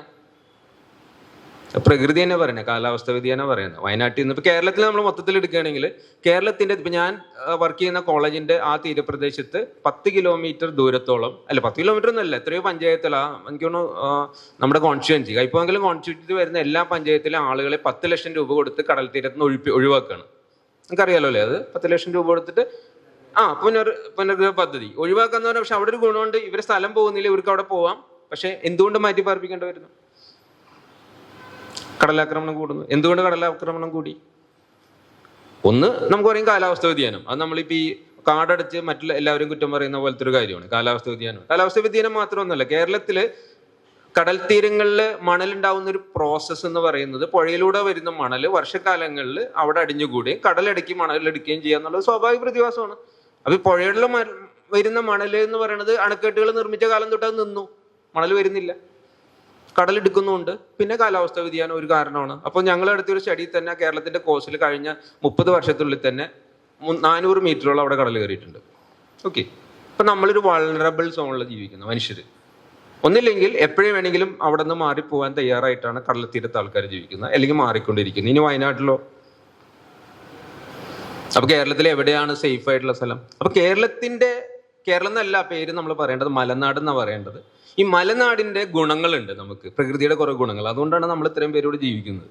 ആ ഗുണങ്ങളിൽ തന്നെ ഒരു പരിധി കൂടുതൽ നമ്മൾ ഇടപെട്ട് കഴിഞ്ഞാൽ പ്രശ്നങ്ങൾ ഉണ്ടാവും. ഇത് കൃത്യമായി മനസ്സിലാക്കുന്ന തരത്തിലുള്ള ഇടപെടലുകളും ചിന്തകളും നമ്മൾ കൃത്യമായിട്ട് പ്രചരിപ്പിക്കേണ്ടതുണ്ട്. അപ്പോൾ അതുകൊണ്ട് തന്നെ നമുക്ക് ആ എക്സ്ട്രീമിസ്റ്റ് നിലപാടിൽ ഇനി മുന്നോട്ട് പോകാൻ പറ്റില്ല. പിന്നെ കാലാവസ്ഥ വ്യതിയാനം കൊണ്ടുവരുന്ന ഒരു വലിയൊരു പ്രോബ്ലം എന്താണെന്ന് വെച്ച് കഴിഞ്ഞാൽ, IPCC അതിനെ പറയുന്നത് എന്താ വെച്ച് കഴിഞ്ഞാൽ എസ്കേലിംഗ് ഇഷ്യൂസ് എന്നാണ് പറയുന്നത്. അതായത് നമ്മൾ വിചാരിക്കാത്തത്ര വേഗത്തിൽ പ്രശ്നങ്ങൾ ഇങ്ങനെ ഈ ന്യൂക്ലിയർ ബോംബ് പോലെ ഇങ്ങനെ അധികരിച്ചുകൊണ്ടിരിക്കുന്നു. ഇനി ഞാൻ പറയാൻ മനസ്സിലായല്ലോ, നമ്മൾ കാലാവസ്ഥ വ്യതിയാനം ഇല്ലാത്ത കാലത്ത് ഉണ്ടാവുന്ന ഒരു പാറ്റേൺ ഉണ്ട്, ഒരു മാറ്റത്തിൻ്റെ ഇത്ര കാലം എടുത്ത്. പക്ഷെ അതല്ല ഇപ്പോൾ അതിന്റെ കാരണം കാലാവസ്ഥ വ്യതിയാനം തന്നെയാണ്. കാലാവസ്ഥ വ്യതിയാനത്തെ കുറിച്ച് ഇപ്പൊ സിമ്പിളായിട്ട് നിങ്ങൾ എങ്ങനെ പറയുന്നു വെച്ച് കഴിഞ്ഞാൽ ഞാൻ ഒറ്റ സെക്കൻഡിൽ മറുപടി പറയാം. അതായത് സാധാരണഗതിയിൽ ഭൂമിയിൽ 1 ഡിഗ്രി സെന്റിഗ്രേഡ് 1.5 ഡിഗ്രി സെന്റിഗ്രേഡ് കൂടുന്നത് ചരിത്രത്തിൽ കൂടിയിട്ടുണ്ട്, കുറഞ്ഞിട്ടുണ്ട്. ആ കൂടുന്നത് 3 ലക്ഷം വർഷം എടുക്കും. ഓക്കെ, ഇപ്പൊ കൂടുന്നത് 50 വർഷം കൊണ്ടാണ്. 1950 മുതൽ 2000 വരെയുള്ള ഡാറ്റ വെച്ചിട്ടാണ് നമ്മൾ ഈ 1.5 ഡിഗ്രി എന്നൊക്കെ പറയുന്നത്. ഓക്കെ, ഇങ്ങനെ ഇങ്ങനെ കൂടിക്കൊണ്ടിരിക്കും. അപ്പോൾ 3 ലക്ഷം വർഷം കൊണ്ട് ഉണ്ടാവേണ്ട മാറ്റം 50 വർഷം കൊണ്ട് നമ്മൾ ഉണ്ടാക്കിയിട്ടുണ്ടെങ്കിൽ, അത് ഭൂമിയെ ബാധിച്ചിട്ടുണ്ടെങ്കിൽ അതുണ്ടാക്കുന്ന ഒരു പ്രതിസന്ധി അത് ഭക്ഷ്യവിളകളിൽ ഉണ്ടാവുന്നുണ്ട്, പ്രൊഡക്ഷനിൽ ഉണ്ടാവുന്നുണ്ട്, മത്സ്യങ്ങളുടെ ഇതിലുണ്ടാവുന്നുണ്ട്, നമ്മളുടെ ആരോഗ്യത്തെ ബാധിക്കുന്നുണ്ട്, നമ്മളുടെ ചിന്തയെ ബാധിക്കുന്നുണ്ട്, ആളുകൾക്ക് ദേഷ്യം വരുന്നത് കൂടിയിട്ടുണ്ട്, വയലൻസ് കൂടിയിട്ടുണ്ട്, പാത്തജന്റെ അളവ് കൂടിയിട്ടുണ്ട്, എല്ലാത്തിനും ബാധിച്ചിട്ടുണ്ട്. അപ്പൊ അതുകൊണ്ട് നമുക്ക് ഇതിനെക്കുറിച്ച് സീരിയസ് ആയിട്ട് ആലോചിച്ച് പറ്റൂ, ഇതിന് യാതൊരു സംശയവുമില്ല. അപ്പൊ അതുകൊണ്ട് തന്നെ ലാസ്റ്റ് ആയിട്ട് കുറച്ച് 1-2 കാര്യങ്ങൾ ഇതെങ്ങനെ നമുക്ക് ഉദാഹരണത്തിന് വന്യജീവി സങ്കേതങ്ങൾ എന്നുള്ളൊരു ഭാഷ തന്നെ, അത് മനുഷ്യനില്ലാത്ത വന്യജീവി സങ്കേതങ്ങൾ തന്നെ സായിപ്പിന്റെ സൃഷ്ടിയാണ്. കുറേ പഠനങ്ങൾ US തന്നെ വന്നിരിക്കുന്നത് എന്താ വെച്ച് കഴിഞ്ഞാൽ, ഈ മനുഷ്യരും കൂടി, അതിന് നമ്മൾ ആവാസ വ്യവസ്ഥ മനുഷ്യരെന്ന് പറയും, ഈ കാടിന്റെ ഭാഗമായി ജീവിക്കുന്ന മനുഷ്യരുണ്ടെങ്കിലേ കാടുണ്ടാവുള്ളൂ. പല സ്ഥലത്തും ഗ്രാസ് ലാൻഡ്സ്, വെറ്റ് ലാൻഡ്സ്, ഇപ്പോൾ ഉദാഹരണത്തിന് പാടശേഖരങ്ങൾ, മനുഷ്യൻ കൃഷി ചെയ്യാത്ത പാടശേഖരങ്ങൾ കുറച്ച് കളയുമ്പോൾ കാട് പിടിച്ച് നികന്നു പോകണം നിങ്ങൾ കണ്ടിട്ടില്ലേ? നിങ്ങളുടെ ജീവിതത്തിൽ കണ്ടിട്ടില്ലേ? മനുഷ്യൻ അതിൻ്റെ ഒരു ഭാഗമാണ്, അതുമായി ബന്ധപ്പെട്ട് ജീവിക്കുന്ന മനുഷ്യർ അതിൻ്റെ ഭാഗമാണ്. ഇത് നിയമപരമായും ശാസ്ത്രീയപരമായും അംഗീകരിച്ചിട്ടുണ്ട്. ഇപ്പൊ യെല്ലോസ്റ്റോൺ നാഷണൽ പാർക്കിൽ തന്നെ വോൾഫ് എന്ന് പറഞ്ഞാൽ നമ്മളുടെ അവിടുത്തെ ചെന്നായ, മനുഷ്യനെയൊക്കെ ആക്രമിക്കും. അത് യൂറോപ്പിൽ ഏറ്റവും കൂടുതലുള്ളത് അതാണ്. പണ്ട് ആളുകൾ മനുഷ്യനെ ആക്രമിക്കുന്ന അതിന് മുഴുവൻ വെടിവെച്ച് കൊന്നു. അപ്പോൾ അത് ഇല്ലാണ്ടായപ്പോൾ പുഴ ഒഴുകുന്നത് ഇല്ലാണ്ടായി എന്നാണ്. അതിനെ തിരിച്ചു കൊണ്ടുവന്ന് അവർ നടത്തിയ പ്രവർത്തനം ഒരു വീഡിയോ തന്നെ ഉണ്ട്, ഫിലിം തന്നെ, പുഴ തിരിച്ചൊഴുകി എന്നാണ് പറയുന്നത്, വോൾഫിനെ റീഇൻട്രൊഡ്യൂസ് ചെയ്യുന്നത്. അപ്പോൾ ഒരു ആഹാര ശൃംഖലയിലെ ഒരു ജീവി ഇല്ലാണ്ടായി കഴിഞ്ഞാൽ അതിന് ഡോമിനോ എഫക്റ്റ് എന്ന് പറയും. അതുമായി ബന്ധപ്പെട്ട കുറേ ജീവികൾ അത് ബാധിക്കും. ആ ബാധിക്കുന്ന ഒരു പക്ഷേ നമ്മളുടെ കൃഷിയെ സഹായിക്കുന്നോ നമ്മളെ ആരോഗ്യത്തെ സഹായിക്കുന്നോ ഒക്കെ ആയിട്ടുള്ള ഒരു മിത്ര ജീവിയായിരിക്കും അതിലില്ലാണ്ടാവുന്നത്. അത് വലിയ കോംപ്ലക്സ് ആയിട്ടുള്ള കാര്യം. അത് ലോകത്തിന്റെ പരിണാമത്തിൽ പതുക്കെ ഉണ്ടായിട്ട് വന്നിട്ടുള്ള കാര്യം. അപ്പൊ അതുകൊണ്ട് ഇത് വളരെ സീരിയസ് ആയിട്ട് എടുക്കേണ്ട ഒരു കാര്യമാണ്. അപ്പൊ ഞാൻ ഈ പറയുകയും ചെയ്തു, മീഡിയയുടെ കാര്യം പറഞ്ഞു. അപ്പൊ നമ്മളെ സംബന്ധിച്ചിട്ട് സാറ് നേരത്തെ പറഞ്ഞ പോലെ വേസ്റ്റ് മാനേജ്മെന്റ് വളരെ നല്ല രീതിയിൽ നമ്മൾ ഇനിയും, നല്ല രീതിയിൽ ഞാൻ പറയുമ്പോൾ എങ്ങനെ എന്ന് പറയുന്നത്, അതായത് വേസ്റ്റ് മാനേജ്മെന്റിൽ വൈൽഡ് ലൈഫ് കോൺഫ്ലിക്റ്റ് ഒരു വിഷയമാണോ എന്നുള്ളതാണ് ക്വസ്റ്റ്യൻ. ഓക്കെ, അപ്പൊ നമ്മുടെ സർക്കാർ വേസ്റ്റ് മാനേജ്മെന്റ് ചെയ്യുന്നില്ലേ? എൻ്റെ അഭിപ്രായത്തിൽ ഉണ്ടെന്നാണ് എൻ്റെ അഭിപ്രായം. എന്ന് വെച്ചാൽ ശക്തൻ സ്റ്റാൻഡിൽ ഞാൻ 10 കൊല്ലം മുമ്പ് വരുന്ന പോലെയല്ല ശക്തൻ സ്റ്റാൻഡിൽ കൂടെ നമ്മളിപ്പോൾ വരുന്നത്. അല്ലെങ്കിൽ നമ്മളുടെ നാട്ടുമ്പുറങ്ങളിൽ ചേച്ചിമാർ ഇങ്ങനെ നടന്ന് വേസ്റ്റ് എടുക്കുന്നത് നമ്മൾ പണ്ട് പറയും യൂറോപ്പിൽ പോയാൽ അങ്ങനെയാണ്, നമ്മളിവിടെ ഇങ്ങനെയല്ല. പക്ഷെ ഇപ്പോൾ ചേച്ചിമാർ വേസ്റ്റ് എടുക്കുന്ന കാണുമ്പോൾ നമുക്ക് കാര്യം വീട്ടിൽ 50 രൂപ എന്ന് ചോദിക്കുമ്പോൾ ഒരു ഇറിറ്റേഷൻ ഉണ്ടെങ്കിലും അവർ വേസ്റ്റ് കൊണ്ടുപോകുന്നു എന്നൊക്കെ ഉള്ളത് നമ്മുടെ ചുറ്റുവട്ടങ്ങൾ. അപ്പോൾ വളരെ എഫിഷ്യൻ്റ് ആയിട്ട് മുന്നോട്ട് പോയിട്ടുണ്ട്, ഇല്ല എന്ന് നമുക്ക് പറയാൻ പറ്റില്ല, അതങ്ങനെ തന്നെ പറയേണ്ടി വരും. വളരെ ഒരു മിഷൻ പോലെ അത് മുന്നോട്ട് പോയിട്ടുണ്ട്. പക്ഷെ ആ മിഷനിൽ വൈൽഡ് ലൈഫ് കോൺഫ്ലിക്റ്റ് ഒരു വിഷയമായിട്ട് വന്നിട്ടുണ്ടോ? അതിൽ ആവാസ വ്യവസ്ഥ പുനഃസ്ഥാപനം, ഇപ്പൊ പ്രമോദ് സാർ പറഞ്ഞ പോലെ ആവാസ പുനഃസ്ഥാപനം ഡിഗ്രേഡ് ചെയ്ത ഫോറസ്റ്റിൽ ഞാൻ കണ്ടിട്ടുണ്ട്. തേക്ക് തോട്ടങ്ങളിൽ നിറയുള്ള നിലമ്പൂരും മറ്റുള്ള സ്ഥലങ്ങളിലും ആനന്നല്ല, നമ്മൾ തന്നെ നിലമ്പൂർ വേനൽക്കാലത്ത് ഒന്ന് നടന്നു പോയി കഴിഞ്ഞാൽ പ്ലെയിൻ ആയിട്ടുള്ള സ്ഥലം മുഴുവൻ തേക്കാണ്. അവിടെ ഒരു തുള്ളി വെള്ളം കിട്ടില്ല, നമുക്ക് പുഴയുടെ സൈഡിലേക്ക് പോകണം. ഈ വാഴച്ചാൽ തന്നെ താഴെ ആന എന്തിനാണ് പുഴ തീർത്ത് വരുന്നത്? വേനൽക്കാലത്ത് നിൽക്കാൻ പറ്റില്ല പുറത്ത്, അത്ര ചൂടാണ്, വെയിലാണ്, അവിടെ തേക്കാണ് വരും. അപ്പോൾ ഇതൊക്കെ പുനരുജ്ജീവിപ്പിക്കേണ്ട കാര്യമുണ്ട് എന്നുള്ളത് വളരെ വസ്തുതയാണ്, സംശയമൊന്നുമില്ല. അപ്പൊ അതിനുള്ള നടപടികൾ ഇപ്പൊ ഞങ്ങളുടെ ഒരു കോൺഫറൻസിൽ അതായിരുന്നു ചർച്ച. എങ്ങനെ ചെയ്യാം, ജനങ്ങളുമായി ചേർന്ന് തൊഴിലുറപ്പിനെ ഉൾപ്പെടുത്താൻ പറ്റുമോ, സാധാരണ മനുഷ്യരിനകത്ത് ഉൾപ്പെടുത്തേണ്ടതുണ്ടോ, അത് നമ്മളുടെ ഒരു ദൈനംദിന തൊഴിലിന്റെ ഭാഗമായിട്ട് ഇതിനെ മാറ്റേണ്ടതുണ്ടോ, അല്ലെങ്കിൽ ഒരു വിദഗ്ധർ മാത്രം 10 കൊല്ലം പഠിക്കാൻ നമുക്ക് സമയമില്ല. 10 കൊല്ലം പഠിക്കുമ്പോഴേക്കും ചേഞ്ച് ചെയ്യാണ്. 10 കൊല്ലം പഠിക്കാൻ ഇനി സമയമില്ല. അപ്പൊ സാങ്കേതികമായിട്ടുള്ള സഹായങ്ങളോടെ പ്രാദേശികമായിട്ട് നമ്മൾ പറയുന്ന രീതിയിലുള്ള എല്ലാ തരത്തിലും, ഇപ്പൊ അതിന് ബഫർ ക്രോപ്സ്, അതായത് ആന കൂടുതൽ വരുന്ന സ്ഥലത്ത് ആനയെ ചെറുക്കാവുന്ന രീതിയിലുള്ള ഒരു ക്രോപ്പിംഗ് പാറ്റേൺ പല സ്ഥലത്തും ലോകത്ത് പരീക്ഷിച്ചിട്ടുണ്ട്. നമ്മൾ ഇവിടെ എവിടെയെങ്കിലും ചെയ്തിട്ടുണ്ടോ? ചെയ്തിട്ടില്ല. ഞാനൊരു അഡ്വാൻറ്റേജ് ആയിട്ട് പറഞ്ഞു, വെജിറ്റേഷൻ കോറിഡോർ സംരക്ഷിക്കണം നമ്മൾ പറയുന്നു. പക്ഷെ നിലവിലുള്ള വെജിറ്റേഷൻ കോറിഡോർസ് നാശോന്മുഖമായിട്ട് റിസ്റ്റോർ ചെയ്യുന്നതിനെ കുറിച്ച് നമ്മൾ കൃത്യമായിട്ട് മുന്നോട്ട് വന്നിട്ടില്ല. പിന്നെ ഈ റെപ്പലൻസും റെസിസ്റ്റൻസും ഒക്കെ ഉപയോഗിക്കുന്ന സോഫ്റ്റ് ആയിട്ടുള്ള ടെക്നോളജി, ഈ പെപ്പർ സ്പ്രേ എന്നൊക്കെ പറയില്ല എന്ന് പറയുന്ന പോലെ ഉള്ള സോഫ്റ്റ് ആയിട്ടുള്ള ടെക്നോളജികൾ നമ്മൾ ഉപയോഗിക്കാൻ തുടങ്ങിയിട്ടുണ്ടോ? നമുക്ക് 2 ഭാഷയെ അറിയുള്ളൂ, ഒന്നില്ലെങ്കിൽ ഓടാ, അല്ലെങ്കിൽ അവനെ വെടിവെച്ച് കൊല്ലുക. ഇതല്ലാതെ ഇതിൻ്റെ ഇടയിൽ നമ്മൾ എങ്ങനെ ആൾക്കാരെ ഡ്രീൽ ചെയ്യണം, ഇതിന് വേണ്ടിയിട്ടുള്ള പ്രോപ്പർ ആയിട്ടുള്ള ട്രെയിനിങ്സ് നമ്മൾ ഈ പറയുന്ന അത് ഫോറസ്റ്റ് ഉദ്യോഗസ്ഥർ തൊട്ട് താഴെയുള്ള ഒരു പ്രോട്ടോകോൾ നമുക്കുണ്ട്. ഒരു എലിഫന്റിനോട് നമ്മൾ എങ്ങനെ ബിഹേവ് ചെയ്യുമ്പോൾ അതിനെ ഡീൽ ചെയ്യാൻ നമ്മൾ ആദ്യം എന്ത് പ്രയോഗിക്കണം, രണ്ടാമത് എന്ത് പ്രയോഗിക്കണം, മൂന്നാമത് എന്ത് പ്രയോഗിക്കണം എന്നുള്ള ഒരു പ്രോട്ടോകോളിലേക്ക് നമുക്ക് ചിന്തിക്കാൻ പറ്റുമോ? അതേപോലെ തന്നെ ഈ ഇക്കോളജിക്കൽ മോണിറ്ററിംഗ് എന്ന് പറയും. ഇപ്പം ഞങ്ങൾ വേഴാമ്പലിലാണ് ഇത് ആദ്യം ചെയ്തത്. ഈ ആദിവാസികൾ വേഴാമ്പലിനെ പിടിക്കുമെന്ന് പറയുന്നു, അവരെ നമ്മൾ ഉൾപ്പെടുത്തിയിട്ട് അവരുടെ കാടിനെ മോണിറ്റർ ചെയ്യാൻ ആദിവാസികൾ തന്നെ വെക്കും. നമ്മൾ അതിനെ പേരിട്ടത് ഇക്കോളജിക്കൽ മോണിറ്ററിംഗ് എന്നാണ്. എന്ത് ചെയ്യുന്നത്, ഒരു പ്രദേശത്തെക്കുറിച്ച്, ഒരു ഭൂപ്രദേശത്തെക്കുറിച്ച് അറിയുന്ന ആളുകൾ അതിനെ നിരീക്ഷിക്കാൻ നടക്കുന്നു. അപ്പോൾ ഒരു ആന, ഒരു എക്സാമ്പിൾ പറയണം, ഒരു ആന ഒരു സ്ഥലത്ത് ഉണ്ട്, എന്ത് ചെയ്യും? അവിടെ ആൾക്കാർ ജീവിക്കുന്നുണ്ട്, എന്താ ചെയ്യുക? ആനനെ ട്രാൻസ്ലോക്കേറ്റ് ചെയ്യണോ? ആനനെ വെടിവെച്ച് കൊല്ലണോ? ആ ആനയ്ക്ക് ഒരു പ്രശ്നമില്ലെങ്കിലോ? ഇപ്പം ഗണേശൻ കണ്ടില്ലേ, നിങ്ങൾ കണ്ടതാണ്, വേറൊരു ആന വീഴാൻ പോയപ്പോൾ അത് വന്ന് താങ്ങുന്നു. നമുക്ക് ഭയങ്കര ഇമോഷണൽ സ്റ്റോറിയാണ് അതൊക്കെ. ഓക്കെ, പോലീസ് സ്റ്റേഷനിൽ വന്ന് അവർ ഓടിച്ചു വിടുന്നു, പോലീസുകാരൻ പറയുമ്പോൾ പോകുന്നു. അപ്പോൾ ഇങ്ങനത്തെ ആനകളൊന്നും നമുക്ക് അറിയില്ല, എന്നാൽ അപകടകരമായ ആനൊന്നും നമുക്ക് അറിയില്ല. അപ്പം ഇതിനെ നിരീക്ഷിക്കണ്ടേ? ആര് നിരീക്ഷിക്കും? സർക്കാർ നിരീക്ഷിക്കുമോ? ഫോറസ്റ്റുകാർ നിരീക്ഷിക്കും? അതിന് മാത്രമല്ല, ഫോറസ്റ്റുകാർ നാട്ടിൽ ശമ്പളം കൊടുക്കാൻ പറ്റുമോ? അതല്ലെങ്കിൽ നാട്ടിൽ അങ്ങനെ ജീവിക്കുന്ന, കാടുമായി ചേർന്ന് ജീവിക്കുന്ന ആളുകൾ ഉൾപ്പെടുത്തി ഇത്തരത്തിലുള്ള ഒരു ശാസ്ത്രീയമായ നിരീക്ഷണങ്ങൾ നടത്തി അപ്പാപ്പ റിപ്പോർട്ട് ചെയ്യുന്ന രീതിയിലേക്കുള്ള ഒരു സംവിധാനം സംഘടിതമായി വരേണ്ടതുണ്ടോ? സംഘടിതമായത് അതുണ്ട്. ഇപ്പോൾ ഉദാഹരണത്തിന് ഞാൻ പറയാം, ഇപ്പോൾ വാഴച്ചാലിൽ തന്നെ ഇപ്പോൾ ലക്ഷ്മി മാഡം എന്ന് പറഞ്ഞാൽ DFO ചെയ്യുന്ന ഒരു കാര്യം, അവിടെയുള്ള ഈ ഞങ്ങളെപ്പോലുള്ള ആൾക്കാരൊക്കെ കാട്ടി പോകുന്ന ആൾക്കാരോടും ഫോട്ടോഗ്രാഫർമാരോടൊക്കെ പറയും, ഈ ആന ഇന്ന ആന വന്നിട്ടുണ്ട്, ആ ആനയെ കണ്ടു കഴിഞ്ഞാൽ ഫോട്ടോ അയച്ചുകൊണ്ടിരിക്കുന്നത്. അവരെന്താ ചെയ്യുന്നത്? ഈ ഫോട്ടോ അനുസരിച്ചിട്ട് ഈ ആന എവിടെയൊക്കെ പോകുന്നുണ്ടെന്നുള്ള അവർ നിരീക്ഷിക്കുകയാണ്. നമുക്ക് ടെക്നോളജി ഉണ്ടല്ലോ, ഇപ്പോൾ GPS ഉള്ള ഒരു ഫോട്ടോ എടുത്ത് അയച്ചു കഴിഞ്ഞാൽ ഈ ആന ഇന്ന് എവിടെയാണ്, നാളെ എവിടെയെന്ന് അറിയാൻ പറ്റും. അപ്പം അതിൻ്റെ ട്രെൻഡ് എന്താണ്, ഇത് ആളുകൾ താമസിക്കുന്ന സ്ഥലത്തേക്കാണ് പോകുന്നത്, അതെല്ലാവരും കുറച്ച് ദിവസം വെള്ളം കുടിച്ചിട്ട് ഒരു സാധാരണ ആനത്താരക്കൂടെ ഇത് പൊക്കോളൂ, ഇങ്ങനെയൊക്കെ അറിയാൻ പറ്റും. അപ്പം വൈൽഡ് ലൈഫ് ബയോളജിസ്റ്റ് ആയിട്ടുള്ള ആൾക്കാർ, മനുഷ്യർ, ഇങ്ങനെ എല്ലാവരും കൂടി ചേരുന്ന ഒരു കൂട്ടായ ശാസ്ത്രീയമായിട്ടുള്ള നിരീക്ഷണ സംവിധാന പ്രവർത്തനങ്ങൾ വളരെ ഇമ്പോർട്ടൻ്റ് ആണ്. അതിലേക്ക് നമ്മൾ എത്തേണ്ട കാലം അതിക്രമിച്ചു. അതിൽ പലർക്കും നമ്മൾ റോൾ എടുക്കേണ്ടതുണ്ട്. ഇപ്പോൾ ഫാമോ ഓണേഴ്സ് ആയാലും, പ്ലാന്റേഴ്സ് ആയാലും, റിസോർട്ട് ഓപ്പറേറ്റേഴ്സ് ആയാലും, ടൂറിസം ഓപ്പറേറ്റേഴ്സ് ആയാലും, NGOs ആയാലും, ഇങ്ങനെ ഒരു ഭൂപ്രദേശത്ത് ആരാണോ അവിടെ ഉള്ളത് ആ സ്റ്റേക്ക് ഹോൾഡേഴ്സിനെ കണക്കിലെടുത്തും പോയിട്ട് ഇത്തരത്തിലുള്ള അല്ലാണ്ട് കുറേ നിയമം നമ്മൾ അടിച്ചേൽപ്പിച്ചുകൊണ്ടൊന്നും സോൾവ് ചെയ്യാൻ പോണ പ്രശ്നമല്ല. എന്നാൽ അടിച്ചേൽപ്പിക്കേണ്ട നിയമങ്ങളുണ്ട് താനും. അപ്പം അതിൽ ബിഹേവിയറൽ ഇത് വരില്ലേ എന്നുള്ളത് വലിയൊരു ക്വസ്റ്റ്യൻ ആണ്.